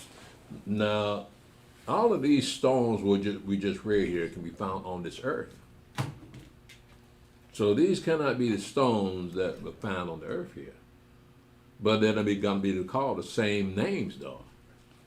So these, being that the new city of Jerusalem is going to be created up in heaven, these stones that we read about here must have been created in heaven too. Because they can't be of the earth. And besides that, to get these type of rare stones, that means you have to build mines and dig them out yourself and polish them and all those things. But with this here, this is coming out of heaven. It's already ready. It's already set up. Go ahead, Brother Stephen. Revelation chapter 21, verse 21. And the 12 gates were 12 pearls. Every several gate was of one pearl. And the street of the city were pure gold, as it were, transparent glass. Now imagine that now. Your gate is made of a pearl. That's got to be a very, very big pearl. If it's a gate. That's a big pearl. Most pearls are about that small. Right? And this comes from some process that the clams go through, take whatever sand it is and gurgle it around and come out a pearl. But these are huge pearls that are used as gates, showing you the value of this new city of Jerusalem. You got all kinds of wealth and riches within and without the city. Who have seen a pearl that big? Can't even imagine It ain't around. I mean, that clam got to be big as a house. I don't think you can melt pearls, can you? I haven't heard of that. Like, get a whole bunch of them, melt them, and then you know how you do gold. No, So pearls are naturally formed. That's what I'm saying. So it's kind of. Yeah, so whatever considering that it comes from an unclean animal, but nevertheless, it's still part of the gates of the church of the city of Jerusalem. Yeah. So it's not about where it came from, it's the value that it has. Just like I said about gold, it's the rarity that makes it so expensive. So pearls have always been part of man's jewelry, and the rareness of it causes it to be more expensive than normal. But nobody take it for granted that these pearls come from an unclean animal, because Yeah, they right. eat the clams themselves. Right. So, we still can't eat the clam, right? No, not us. Yeah. Not us. How'd you call that? I was going to add something too, but I'm going to leave it alone. Okay. Go ahead, Steph. So it says here, and I saw no temple therein, but Adonai Elohim Almighty and the Lamb are the temple of it. So we're not going to be going to a temple like we do now, like we be doing in the kingdom of heaven. You won't be going through a temple, because the whole scenario is going to change. He says, I saw no temple therein. So we won't have a place to go worship. For the Adonai Elohim Almighty and the Lamb are the temple of it. Now, how that works out, I don't know. Because a temple is a building. But these people are not building. God is not a building. The Mashiach is not a building. But they are described as the temple of the city. There's still a hierarchy going on, right? Okay, because you can't, I'm saying in my mind, because Israel is firstborn. So you can't be over, you know what I'm saying, little brother? You know? That's what I'm thinking in my head. They still gonna agree and be as one. Mm-hmm. Because we got the same mindset, the same law, all that stuff. Mm-hmm. But it's still a hierarchy, Yeah, well, so to speak. I'm looking at, we're going to have our own governors, our princes, as far as the hierarchy is concerned. Yeah, you're going to have different dominions among our people, just like it was back in the days, because we had princes back in the days, governors back in the days. So you're going to have that same scenario of people that have been royally born, coming out of the house of David. Yeah, so they're going to be looked at as a special kind of people. They'll be, because they'll be coming out of King David's house. Yeah, but the rest of them, you got the high priest, you got the Levites. They got a special duty. Whatever their duty is going to change to, we don't know. Most of the time, it's just for animal sacrifices. But they still have unbreakable covenant, Yahweh, that they would always be his priests. Yeah. And you can't, it goes to show that when you think Yahweh has to put his law in you, because coveting, you know, to see somebody else, it's a natural instinct. You be like, dang, man, you know what I'm saying? How they get that? Or I want that, you know what I'm saying? But you might not be out of maliciousness or evil. It's like, dang, I want to, extend to that one day. So Yahweh got to put that in us that we won't break his law. But the thing is, you got to know your limitations. Judah can't be a Levite. Right? So he would be thinking on those terms of being a Levitical priest. But I'm saying, seeing the princes that come out of the house of Judah, you see this, you know what I'm saying, as a Benjamite. You like, man, like, dang. They got this, and this, and we just got this. You know what I'm saying? I think it's just natural. No, man, you just a hater, man. No, that's why I say Yahweh got to put his law in you. Yeah. You know what I'm saying? For you not to be wanting other people's stuff. Yeah. It's just a natural thing. You gonna have more. Judah gonna definitely have more. Yeah, I know, but again, we're looking at the mindset that the people are going to be in there 1,000 years, right? And as opposed to what we're talking about now. Do we still have those jealousies on the new earth?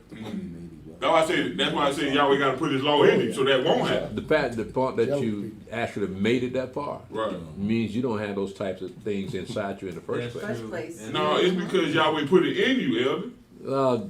Yeah, you can put it like that. But the Yeah, point is, you don't have that covetousness in you, right? So the question wouldn't even come up about you being covetous of someone else. Yeah, that's true. I'm saying not, but it's I still understand not what you're saying. You said malicious. Yahweh put that in us. Yeah, it's still Not not to be malicious, covetous. but you still like, okay, you elder priest. You don't think young men come here like, man, I want to try to be the elder priest one day, like, because I'm learning. That ain't coveting your position. I know. It's just that, okay, I see something that I can grasp. I know. So That's what happened when I came here. I listen to Elder Yaakov teach. See, I want to know what he know. Right. Right? So I went ahead, Yahweh made me go ahead, started reading, didn't know what I'm reading, but I'm reading anyway. And to the point where I started to catch up with Elder Yaakov. I said, okay, that's what that means. That's what that means. But it never went beyond his position. Right. Right? I just I'ma wanted show to him. know what he knew. Right. Yeah, it ain't like that. Well, that's my point. It was more admiration. Yeah. Yeah, because he was showing me things I did not see. Right. Right? And I appreciate it. And he could prove that what he showed me was already written about before. But it's not a sin to covet righteous things, right? He did what? It's not a sin to covet righteous things. No. I mean, if it's righteous, it's not a sin because, like, you know, you want knowledge is spiritual things. That's why I read. If I come here all the time, 'cause I want to learn, I want to know. I don't want the position because I want the responsibility. But you know what I mean? I don't even want to be a deacon. Facts. But you know, but I want to know. I want to know and I want to learn. I want to learn. And, Right. and I want to be able to just be able to, okay, let me go here, let me go there, let me go there. When I'm talking to somebody, like you got it, because it's like, man, that's amazing. Yeah, You know what I mean? That's amazing. It's amazing. You know what I mean? Welcome to our world. Right. So you know that's. So I want y'all to do the same thing. And when you I know it's frustrating sometimes dealing with your own people because they just cannot hear what you're saying. But nevertheless, there will be someone that does hear what you're saying, and them the one will come to you and say, "Hey, break that down for me." Right? You got to get that. One thing about it, at the end of that 1,000 years, you won't be able to bring the habits of that old earth on that new earth, right? The habits. Yeah, because it's going to be sin in the kingdom of heaven, right? Mm-hmm. That's what I'm saying. So those kind of things, you know, coveting and all that, you're not going to bring that on that new earth. No, your whole mindset is gonna change. Yeah. We don't even need no Bibles in that new earth, then, huh? Don't do no what? There don't be no purpose in no Bibles in that new earth. No, because what more can you have besides eternal life? And then any question you got, Yahweh there, Joshua there, just like there's no point. Just wait on Yahweh. He's gonna show it to you. There's some questions that we asked that Yahweh hadn't answered yet, but that doesn't keep us from having our faith weakened because it hasn't answered our question yet. But over time, the answer will manifest themselves to you, and you wonder, is that correct? So you go to someone that you may be able to tell you, is this correct? When I'm being shown, because you have trust in the way this man is teaching, right? And he can look at it and say, well, you can say either one is true, or another. He can tell you, look at it a different way. That gives you options, right? So there's nothing wrong with searching for the truth. In fact, that's what Yahweh wants you to do. Right. Search for the truth. If you can't find it in this person, find another person, right? But you got to have a teacher. It tells you that all through the book. You got to have a teacher. You just can't pick up the book and read it and say you know what it's talking about. You can't be. It can't be done. It's not written like that. And our Father knew that. So when I quoted yesterday about Isaiah saying here a little, there a little, line upon line, precept upon precept. That's how you learn. Yeah. He broke it down to you. You're not going to learn it all at once. It's going to take some time, and I'm still learning. When you can't learn, that means you can't teach. So praise y'all, I'm still learning. I'm learning from y'all. When I'm listening to you deacons, y'all do your deacon class or do your new moons, I'm listening to every word you say. Right. See what the Spirit gave you. You know, Elder, it's just like you said. You got the beginning of the book, which is Genesis. Then you got the ending, that's Revelation. But when you come here, you got to start with Deuteronomy 28 to build your foundation, to understand who you are as a person first. Then go to Genesis. So it's in sequence, but out of sequence at the same time. Yeah, but like Isaiah said, here a little, there a little. Right. You got to identify yourself first. So why are you there? Why am I reading this book? Then you read it in Deuteronomy 28, say, well, it's about me. Right. And my people. So now you want to go to the beginning of the book. That's what goes back to what you said. You got to have someone to teach you that. Yeah. Yeah. That's why I was saying, I was mentioning that fact. You got to have someone to teach you that, because when I'm out there talking to people, I say, not go to Deuteronomy 28 first. I don't want to go. Nope, go there first, because that's your basis. Then you can go back. Right. But I would have never known it if I wasn't here. Right. To be taught that. How's your mother doing, man? She good. I actually just talked to her a few days ago. She coming down? She may come down this summer. We're talking about it. Yeah. As a matter of fact, it's funny because we were talking and she said he was angry again this past Sabbath. She always say you're angry. I say he's not angry, but she say everything that you teach, like she writes down all the verses and stuff. Oh, yeah. Yeah. She said I write down everything he say.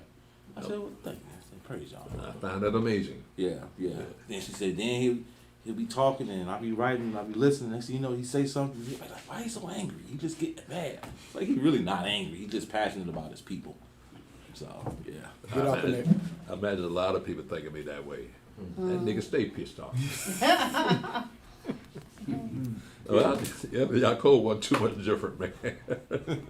Yeah, she say she write. She say well when you doing class, she write down everything. Like when you say write stuff down or go, she write down. And that's how she lives. She write down everything. Oh, praise y'all, man. And she go back and read it.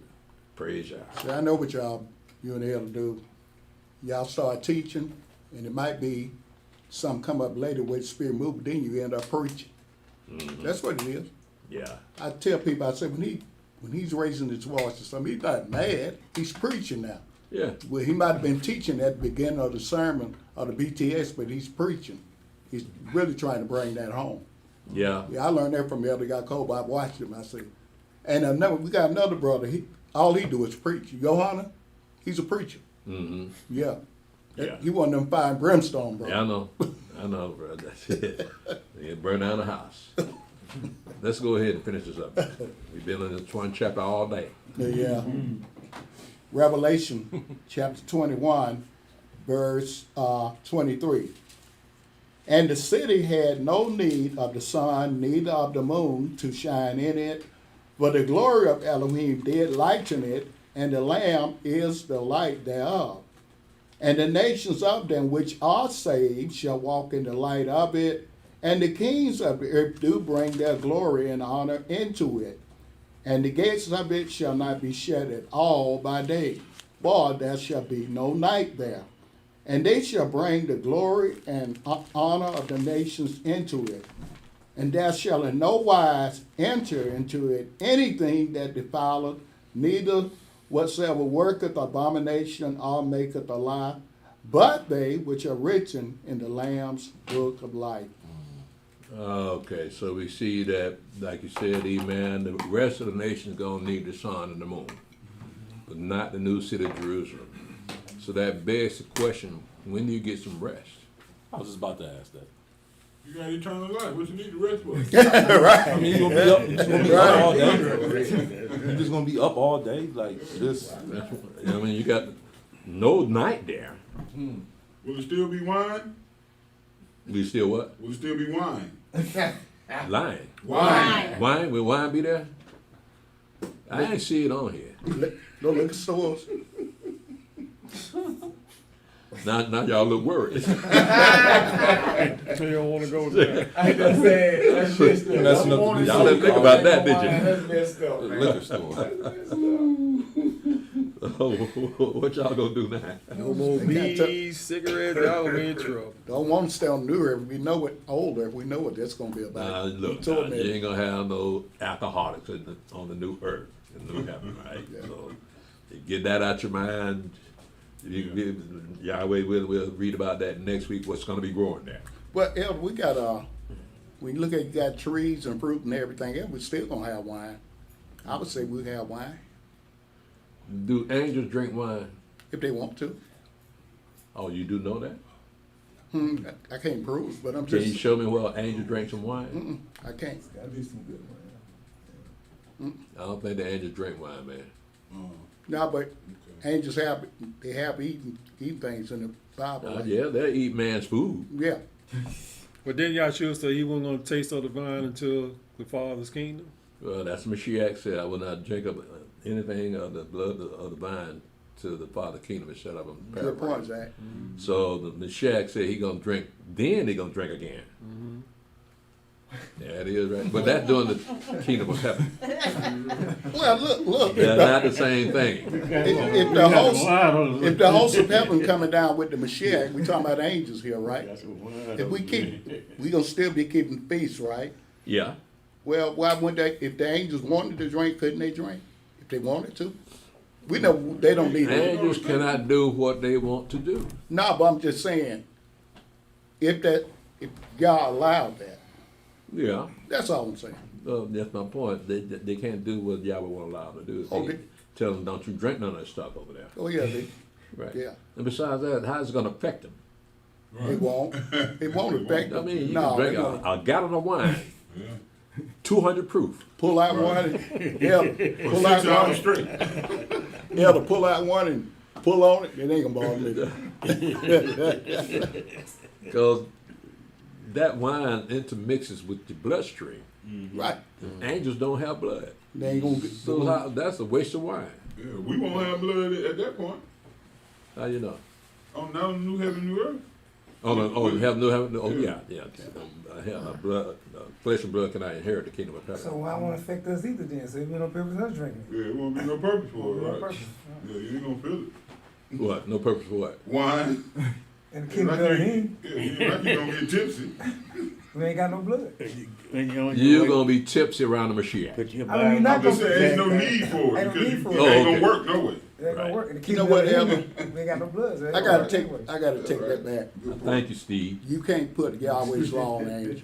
No. So they wouldn't know during the feast. That's a built-in mystery what they will be doing while we still, because the law's still gonna go on through the 1,000 years, right? We even found out recently it's still gonna be an atonement, right? But yeah, the angels, they don't have to fool with that. But they will be around us though, and they men, and we'll be looking at them. So that's another built-in mystery then. Yeah. We just have to see. Yeah, I know. The problem with people today, when they read stuff like this, they can't picture it in their mind. They can't conceive what this is talking about here because it's not happening right behind. It's not clearly written out. Right. What's really going to be going on. So they disregard, debunk what this is really saying. But they ain't written for unbelievers. It's written for the people that believe. The whole Bible is written for people that believe, not for the unbelievers. So they can say all kinds of untrue things about the Bible. So that they lied about this. Gospels was lies. That they say different things during different Gospels, but you're missing the whole point of the Gospels. And you're missing the whole point of the epistles. Yeah, you're gonna have some differences because the Gospel was written at different times and by different people. So they're gonna elaborate on what they saw and what they heard. But it still ties together because we still talk about a virgin birth. We still talking about the Mashiach's ministry. And in all 4 Gospels, we talk about the Mashiach's crucifixion and resurrection. So those are the things that bind the Gospels together. But a lot of people don't look at it that way and say, now that couldn't have happened because they wrote it differently.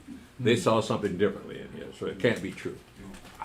But, and none more than for them. I'm going to stop here and open the floor for questions as if we got any more. No, of course. Yeah. My question goes back to something we discussed before, but I think some people don't have an understanding of that. So can we go to Ephesians 5:21-33?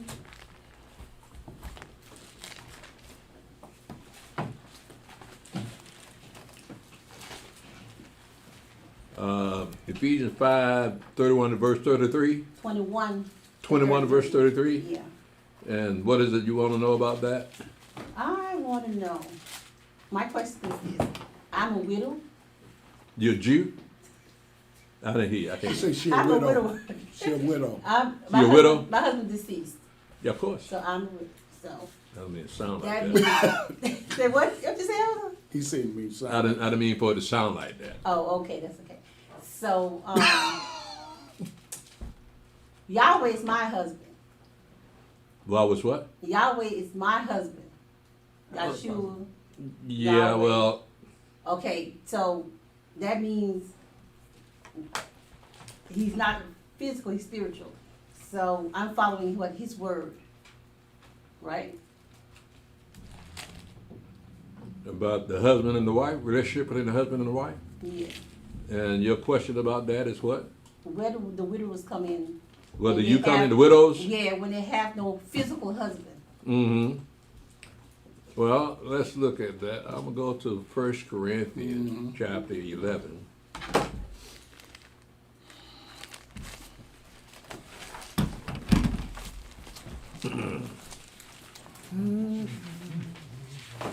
It says here, be you followers of me, in verse 1, be you followers of me, even as I also am of the Mashiach. Now I praise you, brethren, that you remember me in all things and keep the ordinances as I deliver them to you. But I would have you know that the head of every man is the Mashiach, and the head of the woman is the man, and the head of the Mashiach is Elohim. So your head is Mashiach. Yes. In Yahweh. Right. So and Yahweh is the head of the Mashiach. Okay. So that means I'm supposed to follow what he say in his word, right? Yeah, as his wife. As his wife. Mm-hmm. So by me not having a physical husband, that means that, how do I word this? You gotta get married. No, I don't have to, no, I don't. Or you gotta be up under your son's house? Your son's roof or something? No. I thought she was married this morning. Yeah, that's why I brought that up. Shut up, Steve. That's why I brought it up. I thought I had, I didn't think I had a The husband. question is, where will your place be in the kingdom? Yeah, I know, I've Right, been over since that you're part, I a understand widow, that part. But I'm But talking about on you this must have a earthly- man's name, right? Yeah, Well, you got a man's name. yeah. Mm-hmm. So I don't answer nobody but Yahweh, Yahshua, Yahweh, For the time being. for the time being. But you do fit the qualifications of a woman with a man's name. Yes. That's the main thing. You don't have your birth name, you have your man's name. How does that work, Elder, when that man's son gets the inheritance? What son? The firstborn son gets the inheritance. So Uh-huh. I'm saying, what would her inheritance be? Well, that's the question that all the was written about the law concerning inheritance. It doesn't mention the wife at all. No. Right.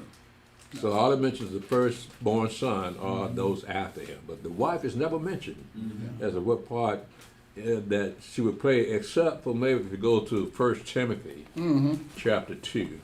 Let's just say, certain women, if they're not reached a certain age, they have to be married, or they should be married. If they haven't reached a certain age, that's like a certain age.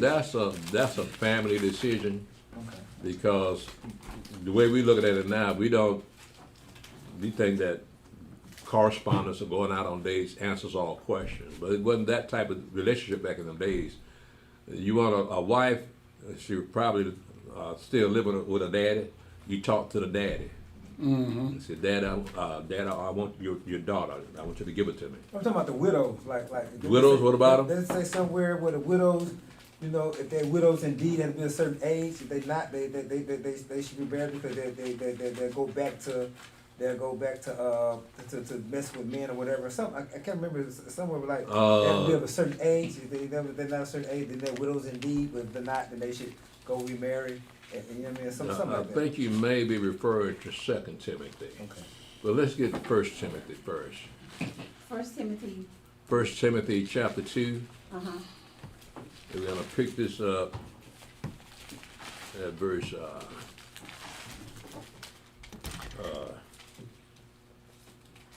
verse 9. It says, in like manner also that women adorn themselves in modest apparel with shamefacedness and sobriety, not with broidered hair or gold or pearls or costly array, but which become women professing godliness with good works. That the women learn in silence with all subjection. But I suffer not a woman to teach, nor to usurp authority over the man, but to be in silence. For Adam was first. Was you talking to black women? Oh, man. He was talking to another audience one day. Verse 12. But I suffer not a woman to teach, nor you to usurp authority over the man, but to be in silence. For the Adam was first formed, then Eve.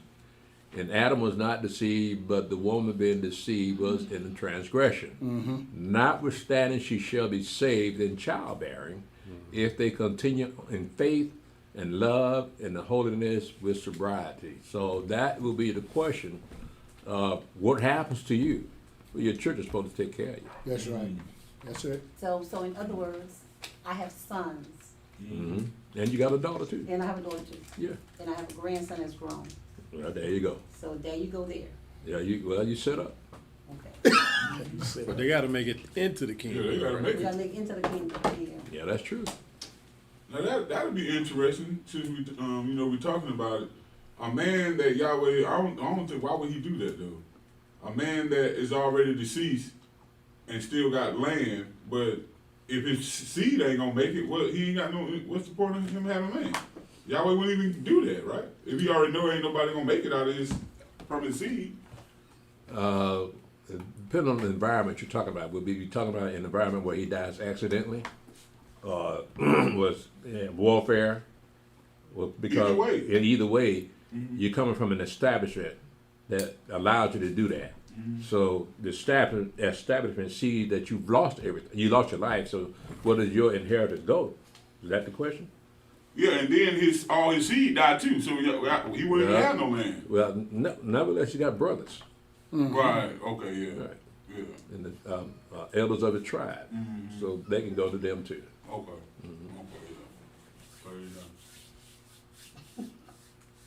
Yeah. Elder Priest, is there any other scriptures in the Bible that talks about widows? As far as Yahweh is concerned and Yahshua is concerned? What did she say?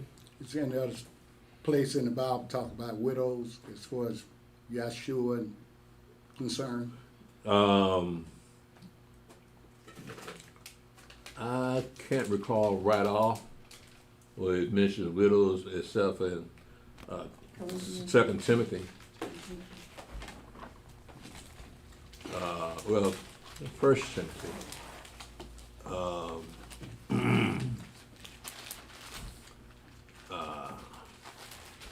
In 1 Timothy, chapter 5,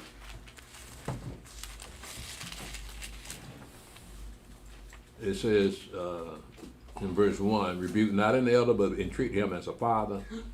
This is 1 Timothy 5, verse 1. Rebuke not an elder, but entreat him as a father, and the young men as brethren, the elder women as mothers, the younger as sisters with all purity. Honor widows that are widows indeed. But if any widow have children or nephews, let them learn first to show piety at home, to acquire their parents, for that is good and acceptable before Elohim. Now she that is a widow indeed and desolate trusteth in Elohim and continueth in supplications and prayers night and day. But she that liveth in pleasure is dead while she liveth. And these things give in charge that they may be blameless. But if any provide not for his own, and especially for those of his own house, he hath denied the faith and is worse than an infidel.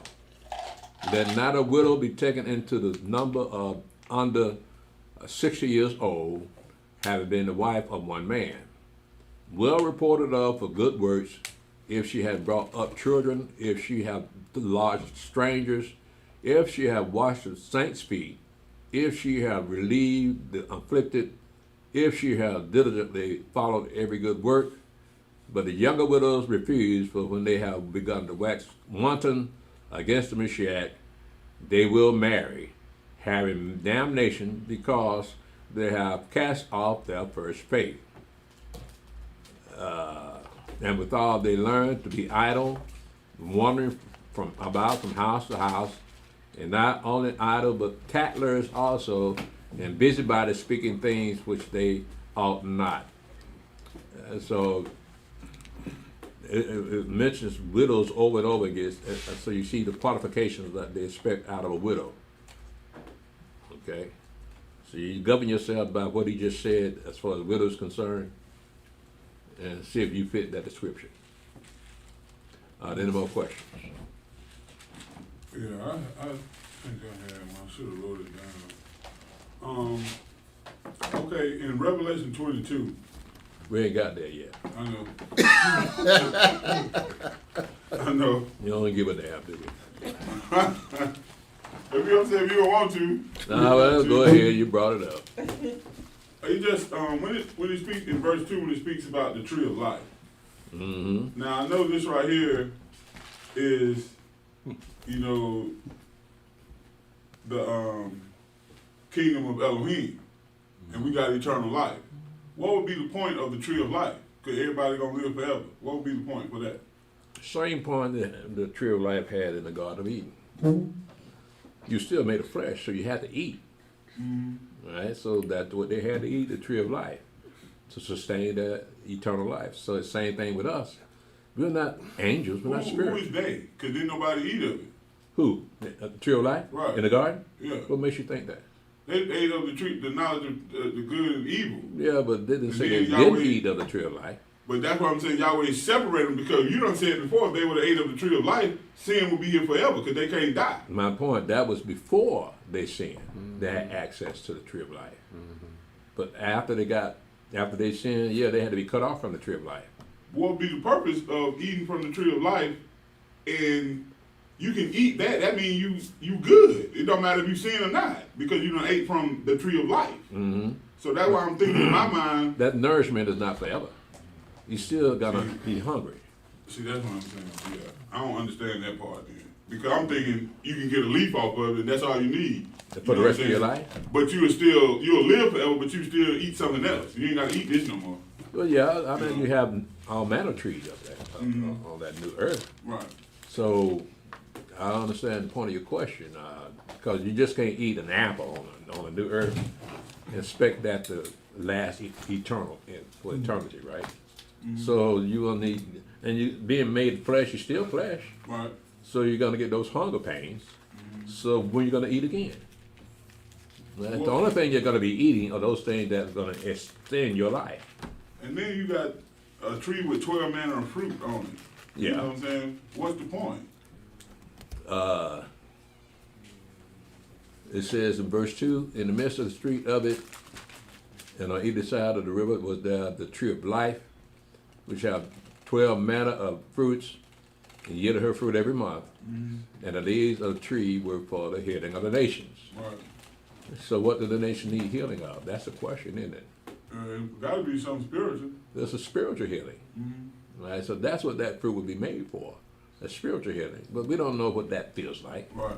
But apparently it'll be a thing when it's set up that the nation will need a spiritual healing. Okay. All right. So again, we're not going to be made up entirely of a spiritual person. We're still flesh and blood with people. So being flesh, you'll still need to eat. Yeah. Right. So same thing with Adam and Eve. Same thing with us. And then you got, damn, that's, I don't know, man. How you gonna defecate? You ain't got no blood. And, you know, it's just, Ain't got no what? no blood. Like In the kingdom of heaven. no, it's the kingdom of Elohim. New heaven, new earth. Right. What makes you think you're gonna defecate? Well, I'm saying you eating, so it's a digest. What's the point of eating then? If you ain't gonna digest it. Didn't the angels eat man's food? They did. Did they have to defecate? It doesn't say that they did. But the way they wouldn't, since they ain't got no blood in them. That's what I'm saying. So what's the big point of eating? Well, I guess you gotta live long enough to get there, good buddy. The Mashiach, he ate, right, after he was resurrected, right? Yeah. He said he was a hungry. So he's on the right hand of majesty, right? But he ain't defecating. No, Not I don't think we have to be concerned about that. Okay. I don't think you're not gonna defile the land, the kingdom of heaven like that. The kingdom of Elohim. So that means everybody, the nations either. Right.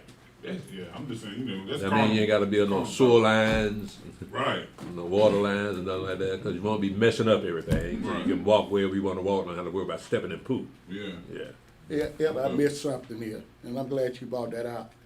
It didn't say they didn't eat of the tree of life. I always assumed they didn't, but the emphasis was placed on the tree of knowledge of the knowledge of evil and good. You didn't say nothing about tree of life. Right. Okay. See, Elder Yaakov didn't go there with that. But what you're saying, they did eat of the tree of life, but after they sinned, they couldn't. They had to be moved out of the garden because Right. sin couldn't exist forever. Right. Okay, I got you. But it's kind of like the tree of life. It was a continual thing. They had to continually eat for it to keep that eternal life. We just went there Yeah. one time. They had to Now, continually the frequency of how they, when they ate of that tree, we don't know. Right. Right. Maybe just once a day, twice a day, we don't know.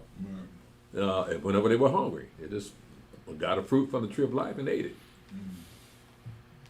Now, that's what extended their life, the tree of life. Because again, man is made from the dust of the earth. It's not a spirit, it's not an angel. So the angels are created. Man is created from the earth itself. So they're not quite the same. So the needs of the flesh is not like the needs of the spirit. So the needs of the flesh are satisfied by the tree of life and the river of living waters. So you still got to have something to drink too. Can't leave that out. Yeah. Okay. Does anyone else have any questions? Well, let's go ahead and see what's on the chat. Shalom, everybody. I got some. Okay, so I gotta get to. Shalom, bro. Shalom, bro. You gone, man? Yes, I'm going. Shalom. All right, bro. Y'all be with you, man. I'm with you. Y'all will when we see you on the third day. Yeah, we will. Yeah, we will.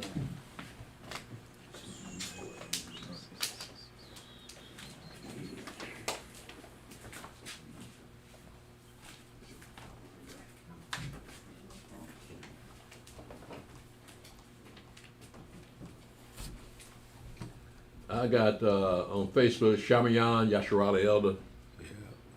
Shalom Shamayan Yasharala Elder. Shalom Elder Mick. Shalom Sister Susie Garman. Shalom Brother Abraham. Shalom Brother Elder Alhayam and Mother Malaka. Shalom Brother David Ben Israel. Shalom Abdisha Judah. Israel. Shalom Elder Tobiah. Shalom Isha 777. Shalom Brother Yaakov Ben Israel.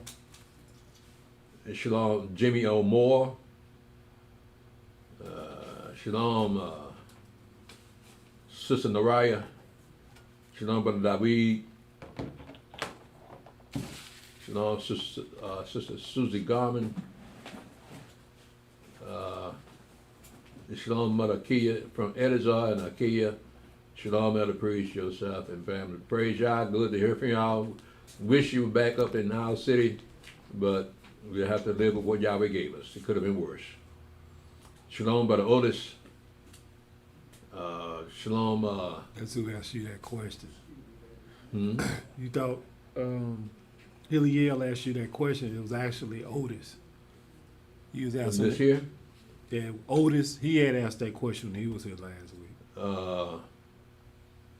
Okay, he said that was me, Elder.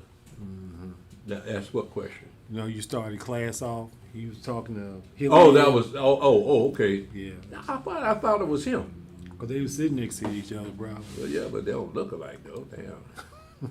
I appreciate that, Otis. Keep the old man straight. Shalom, Elazar, Sister Kaya. Okay, thanks, Brother Otis. Let's see. Okay. Elder, in your commentary during yesterday's Shabbat service, you said our land was given to the Gentiles, but Yahweh gave the land to us. How does our land now belong to the Gentiles? Let's go to Luke and see what Luke has to say about that.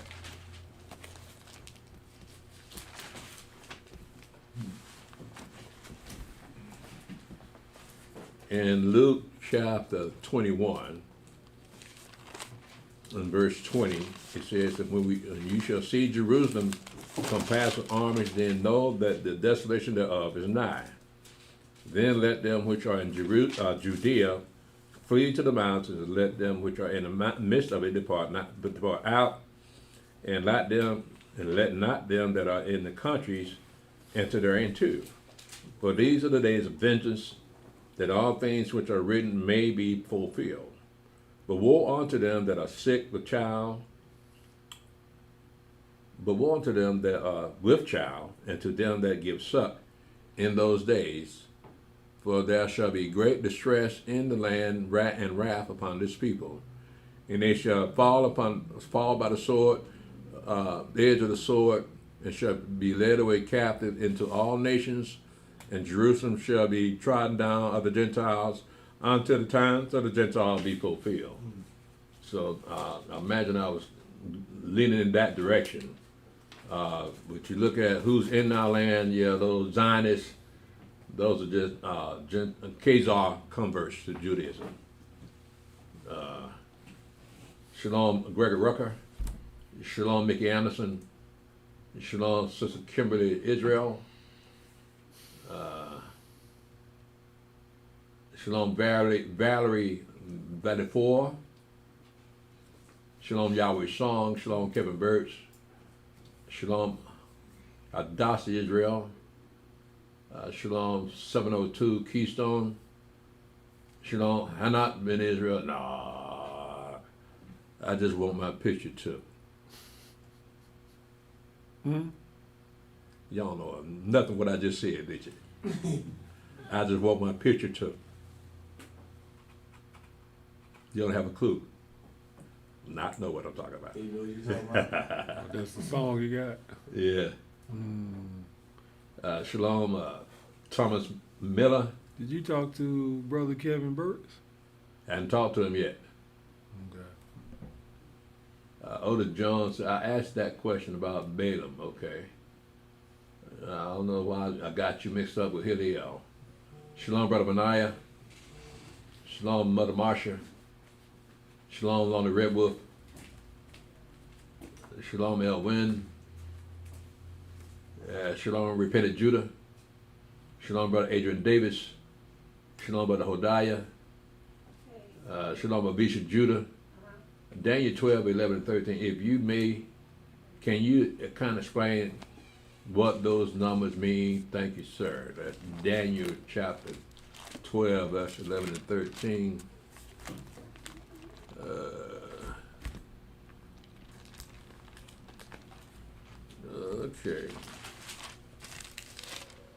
Okay. 11 through 13. Okay. And from the time that the daily sacrifice shall be taken away, and the abomination that make desolate set up, there shall be 1,290 days.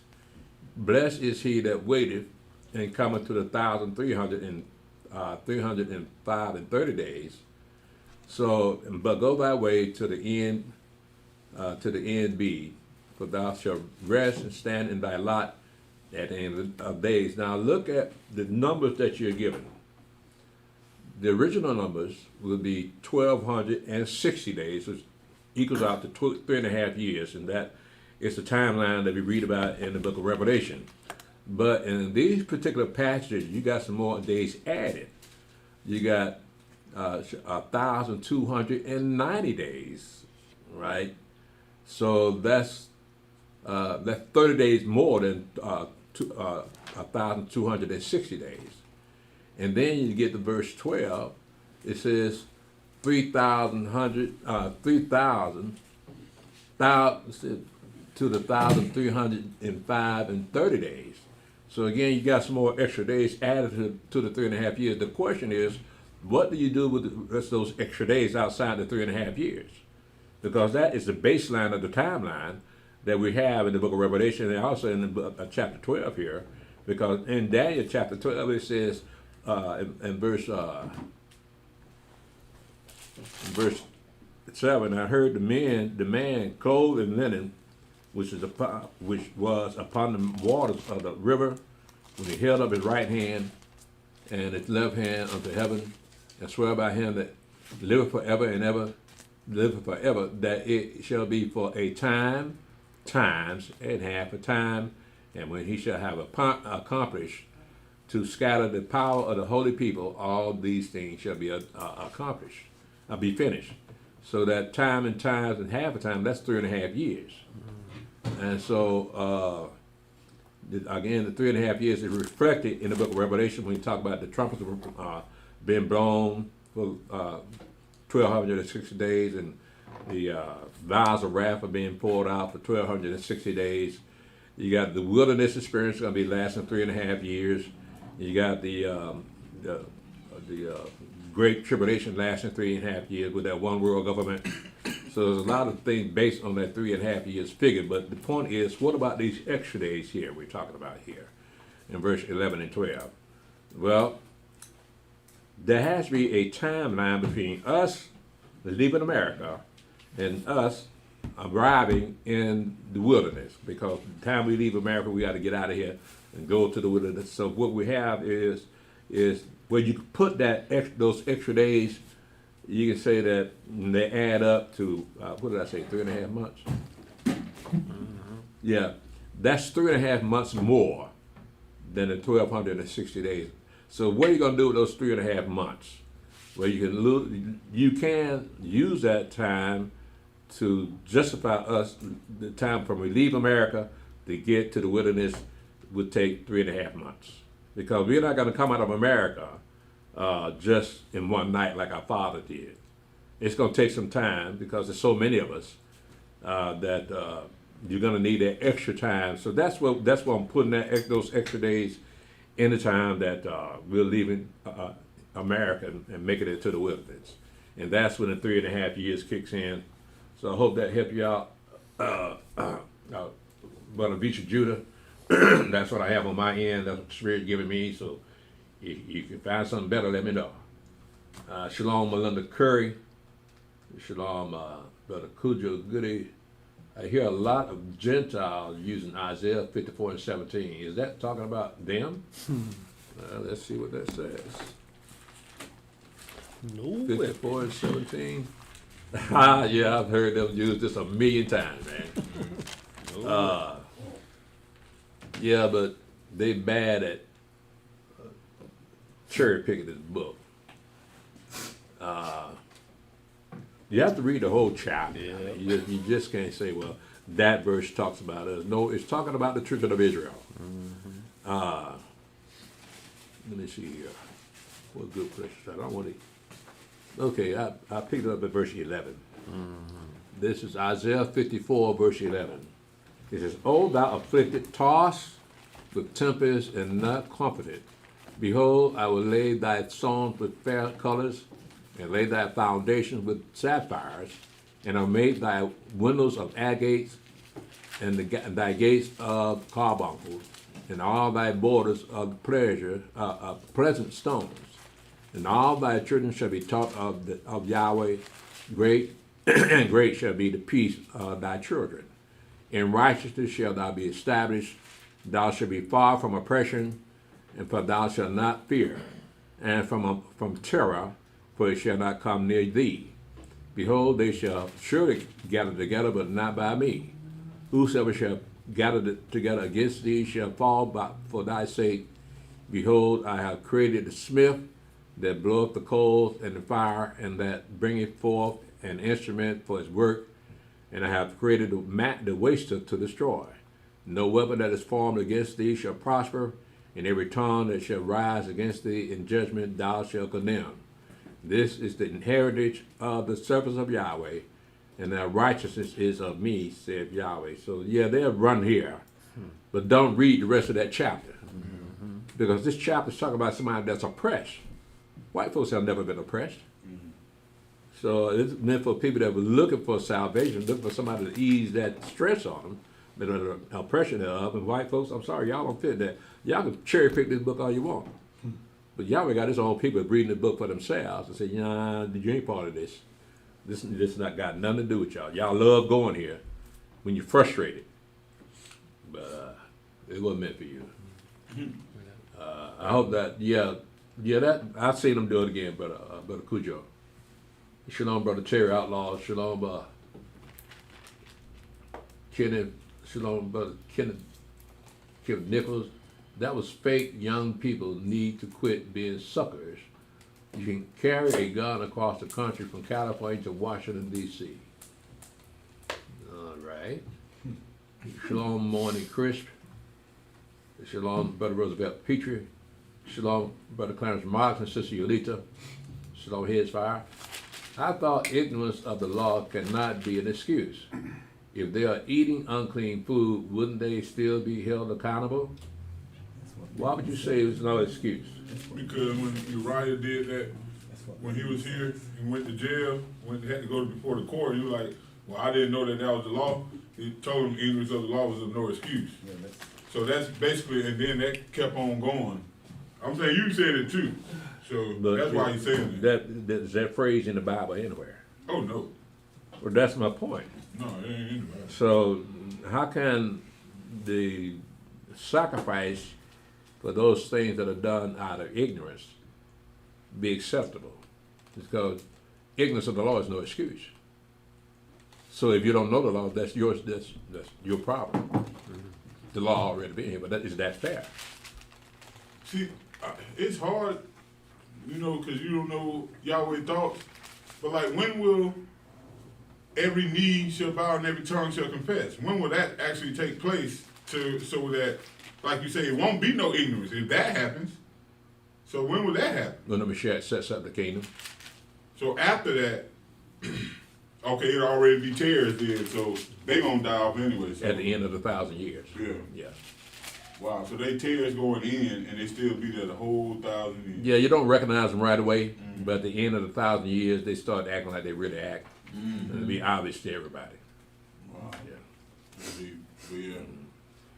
But that's why we had a sacrifice for the ignorance Yeah. that our people had. Yeah, that's my point. Right. They had to have a sacrifice for the ignorance of the people. Right, so we got that covered.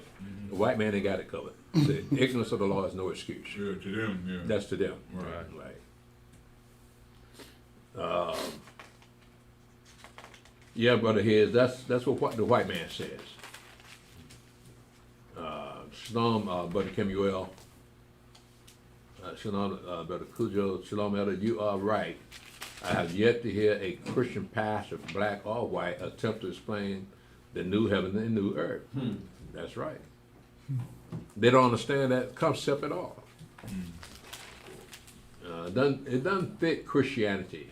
Shalom Tamika, Israel. Shalom about older. Just thinking about the Gentiles that die in the Mashiach will be resurrected as priests, but the Gentiles that make it to the kingdom of Elohim will still be Gentiles or servants. They will be Gentiles. They'll be nations, right? But the question, the mystery is, if they're going to be bringing their wealth into the city, where'd that wealth come from? Was it through business? Of what? Trade, transaction, trading? Where'd that wealth come from? And they're going to be bringing it to the city all the time. So it's got to be self-generating. Right. Whatever it is, they will always have it on them. The question is, how's the economic system going to be set up? Well, you always get the benefit. And they still be sustained. Right. Yeah. Right. Well, they're going to be blessed too. Yeah. Yeah. So that's again, that's not elaborated on. So we just have to wait till we get there. Always perfect will.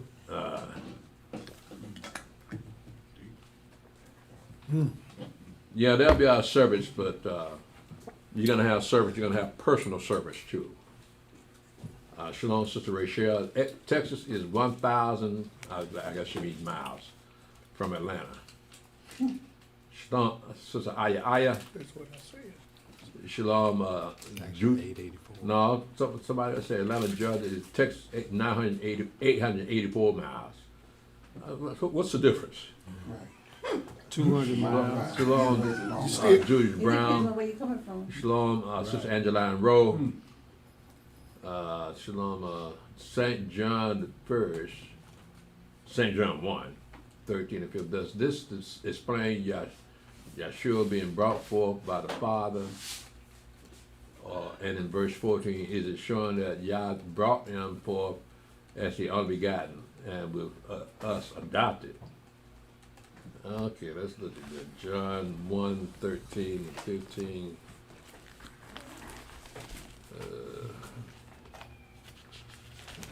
Let's see here. 13 and 15 said, well, part of the verse, but as many, in verse 12, it said, but as many as received him, to them gave he power to become the sons of Elohim, even to them that believe on his name. Where you at, El? This is John, Gospel of John, chapter 1, verse 12. But as many as received him, to them gave he power to become the sons of Elohim, even to them that believe on his image, which were born not of blood, nor of the will of flesh, but nor of the will of man, but of Elohim. But the Word was made flesh and dwelt among us, and we beheld his glory, and the glory as of the only begotten of the Father, full of grace and truth. You said image, Elder. Hmm? You said image. Gotta hear you. You said image instead of name. I didn't want Verse, nobody, what verse is that? 12. I don't want nobody out there. It said, but as many as received him, to them gave he power to become the sons of Elohim, even to them that believe on his name. You said image. I said image. You said, Y'all heard that too? yeah. I don't believe none of y'all. How many witnesses we supposed to have among us? 2 or 3. You doing like me? Know why? I miss Still ain't enough. I miss more words than you and E-Man. I miss words all the time. I don't remember hearing me saying that. But y'all said it, I just blame You y'all. said it, Mr. Biden. But nevertheless, the question is, John 1, 13 to 15, does this explain Yeshua being brought forth by the Father? And in verse 14, is it showing that Yah brought him forth as the only begotten and with us adopted? Now, understand when he says only begotten, look at that word begotten. That's begotten of flesh, begotten of a woman, from a man. So when it says the only begotten son, that was because it was begotten of a flesh and blood person. Now, a firstborn son is not begotten, but is created. The firstborn son is Israel. So you got the firstborn son and only begotten son and the reason because he's only begotten son of Yahweh is because Yahweh claimed him as his son. So, but he's made of flesh. So when they talk about the sons of God, it's talking about angels. But this one here was begotten. He was born into that position. Let's see. Yeah. Now, as far as us being adopted, I think he may be referring to what Paul was saying in the book of Galatians. But when Paul talks about adoption, he's talking about adopting a new body. Let me see. In 1 John,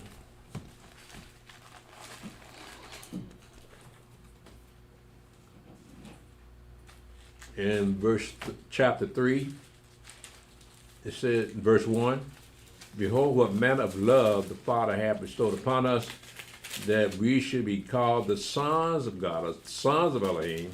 Therefore the world knoweth us not, because it knew him not. Beloved, now are we the sons of Elohim, and it does not yet appear what we shall be.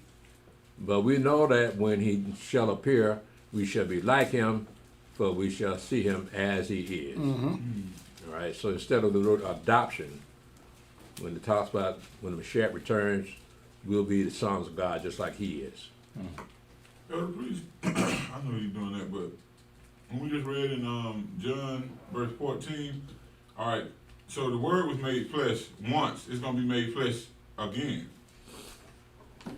Only through the Mashiach Yeshua. Now that's a one-time deal just for our relationship with Yahweh, that he will be the one that we have to go through for Yahweh to hear our prayer, whatever, that we would have eternal life also. I'm saying technically, Israel is the word, and Israel will be in that kingdom, so he has to be made flesh too, right? So that's why I said that. Israel don't need to be made flesh. He won't be made flesh? So we'll be able to see spiritual things at that time, because we're basically spirit too, but we just flesh. Right. Okay. So again, we're looking at the Mashiach as a brand new creation. being that he is called the Son of God, that Israel is Yahweh's firstborn son. So that's why when we read in Revelation 22, you're going to see two thrones. Right. And we don't know how that's going to work out, but it's significant that you got two thrones up there by two different individuals, but they're still both the same individual. Yeah, one's spirit and one's part flesh. Yeah, that's gonna be deep. Yeah, I know. So it's well worth considering that. I want to see how that works. Right. Yeah. But you said in 14, it says begotten of the Father. That would be Israel, though, right? No, Israel is not begotten. Right. The Mashiach is begotten.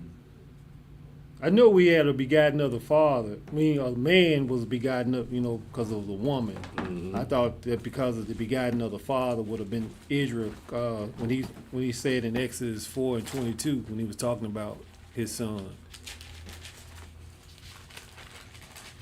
We're talking about verse 14.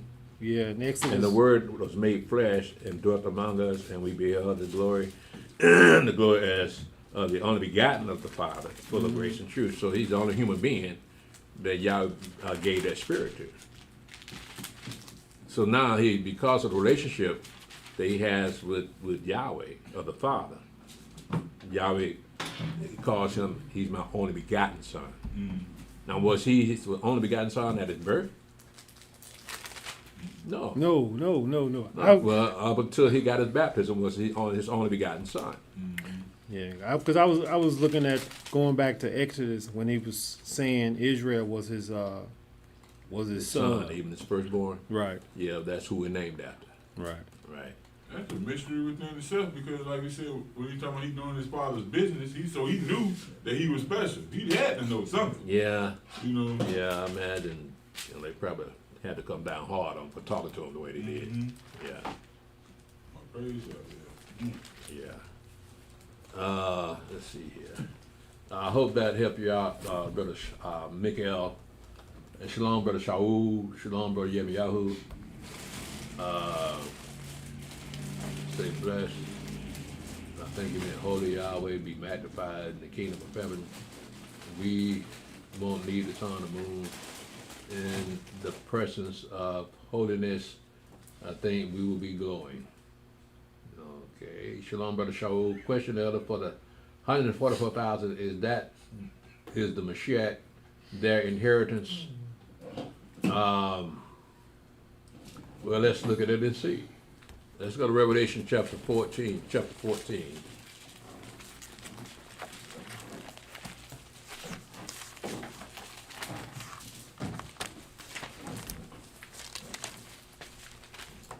It says in Revelation 14, and it says, and I looked, and lo, a lamb stood on the Mount Zion, with him 144,000, having the Father's name written in their foreheads. And I heard a voice from heaven, as the voice of many waters, and as the voice of great thunders.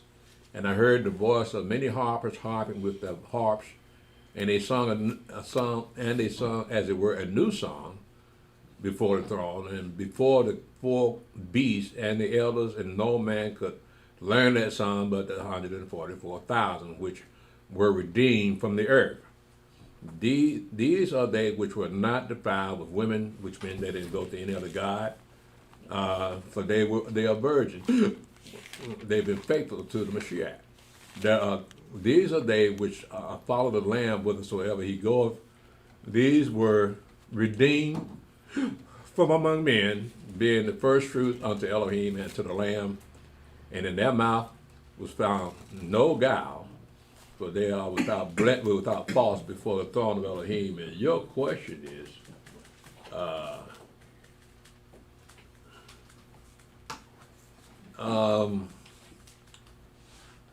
wouldn't put it quite that way, that they were the Mashiach's inheritance. They were just given to the Mashiach. And you got to wonder, what was the purpose of them being 144,000, except to represent the 12 tribes of Israel? I can't really put it in terms of them, the Mashiach. Hold on a second here. Let's see. Verse 4, these are they which were not defiled with women, for they are virgins. These are they which follow the Lamb whithersoever he goeth. These were redeemed from among men, being the first fruits unto Elohim and to the Lamb. So the first fruits to God and the Lamb. So they will be part of that, just like you bring the first fruits of your increase unto the priest from the first ripe fruits. The same thing with us. They be redeemed from the rest of the world and be brought to the Lamb. But as far as inheritance, if you want to call the first fruits of the harvest inheritance to the priest, put it in those terms, yeah, you can put it that way, but you're stretching the term a little bit there, calling them his inheritance. Shalom, brother Alahayim, praise God. Shalom, Shalom in Israel. Let's see here. Man, what do you know about I just want my picture took?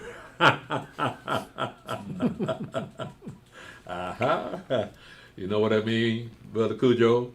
You gotta step it up, bro. Old fart like me, keep it up. You slow it up, man. Shalom, brother yourself. Shalom, his father. So when you had read Romans 2:12, those that sin without law shall perish without law. That's not the same as sin. Ignorance of the law is no excuse, because they gonna perish and not be judged. If you know about the law, refuse to keep the law, yeah, you're gonna perish without law. Mm-hmm. That's exactly what he's talking about. But if you didn't know that there was a law, then the law, the sacrifice of ignorance kicks in right there. But that's on the. But again, that is meant for only people that know that there is a law. Shalom, brother Mickey Anderson. So Israel is the voice of Yahweh made flesh through Yahshua. Yes.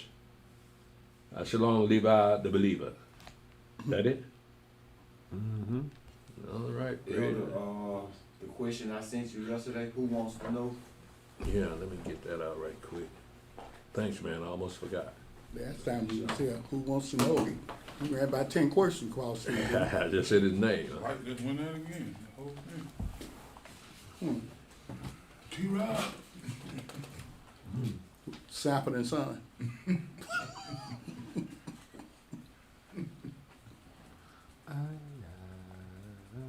Yeah, let's see here.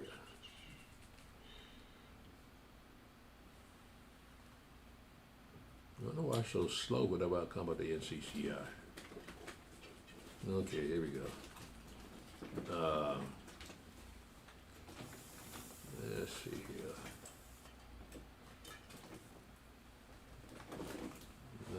You said you sent that to me yesterday, right? Yes, sir. Okay, let me see. Yeah, here it is. Who wants to know? Shalom, elder and brothers and sisters. Elder, did Yahshua die for the children of Israel only, for the whole world? Well, let's go to 1 John and see.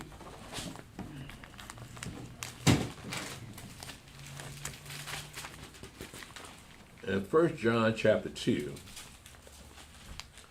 it says, my little children, these things write I unto you, that you sin not. And if any man sin, we have an advocate with the Father, Yahshua HaMashiach, the righteous, and he is the propitiation for our sins, and not for ours only, but also for the sins of the whole world. Okay, so that answers your question right there, brother. Who wants to know? That in verse 1 and 2 of 1 John chapter 2, that answers your question. Yeah, he did die for the sins of the whole world, but he died for many. Keep that in mind. He didn't die for everybody. Right. Yeah. All right, let's see here. That's about all that you saying on that? You just had someone jump on. Near the P? Yeah. Shalom near the P. I don't have anything else. That's it. That's it. All right. Well, let me go ahead and get out of this.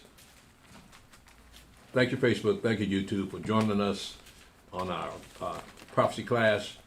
Join us for our history class on the third day, which is Tuesday night at 8 o'clock p.m. As always, Yahweh bless.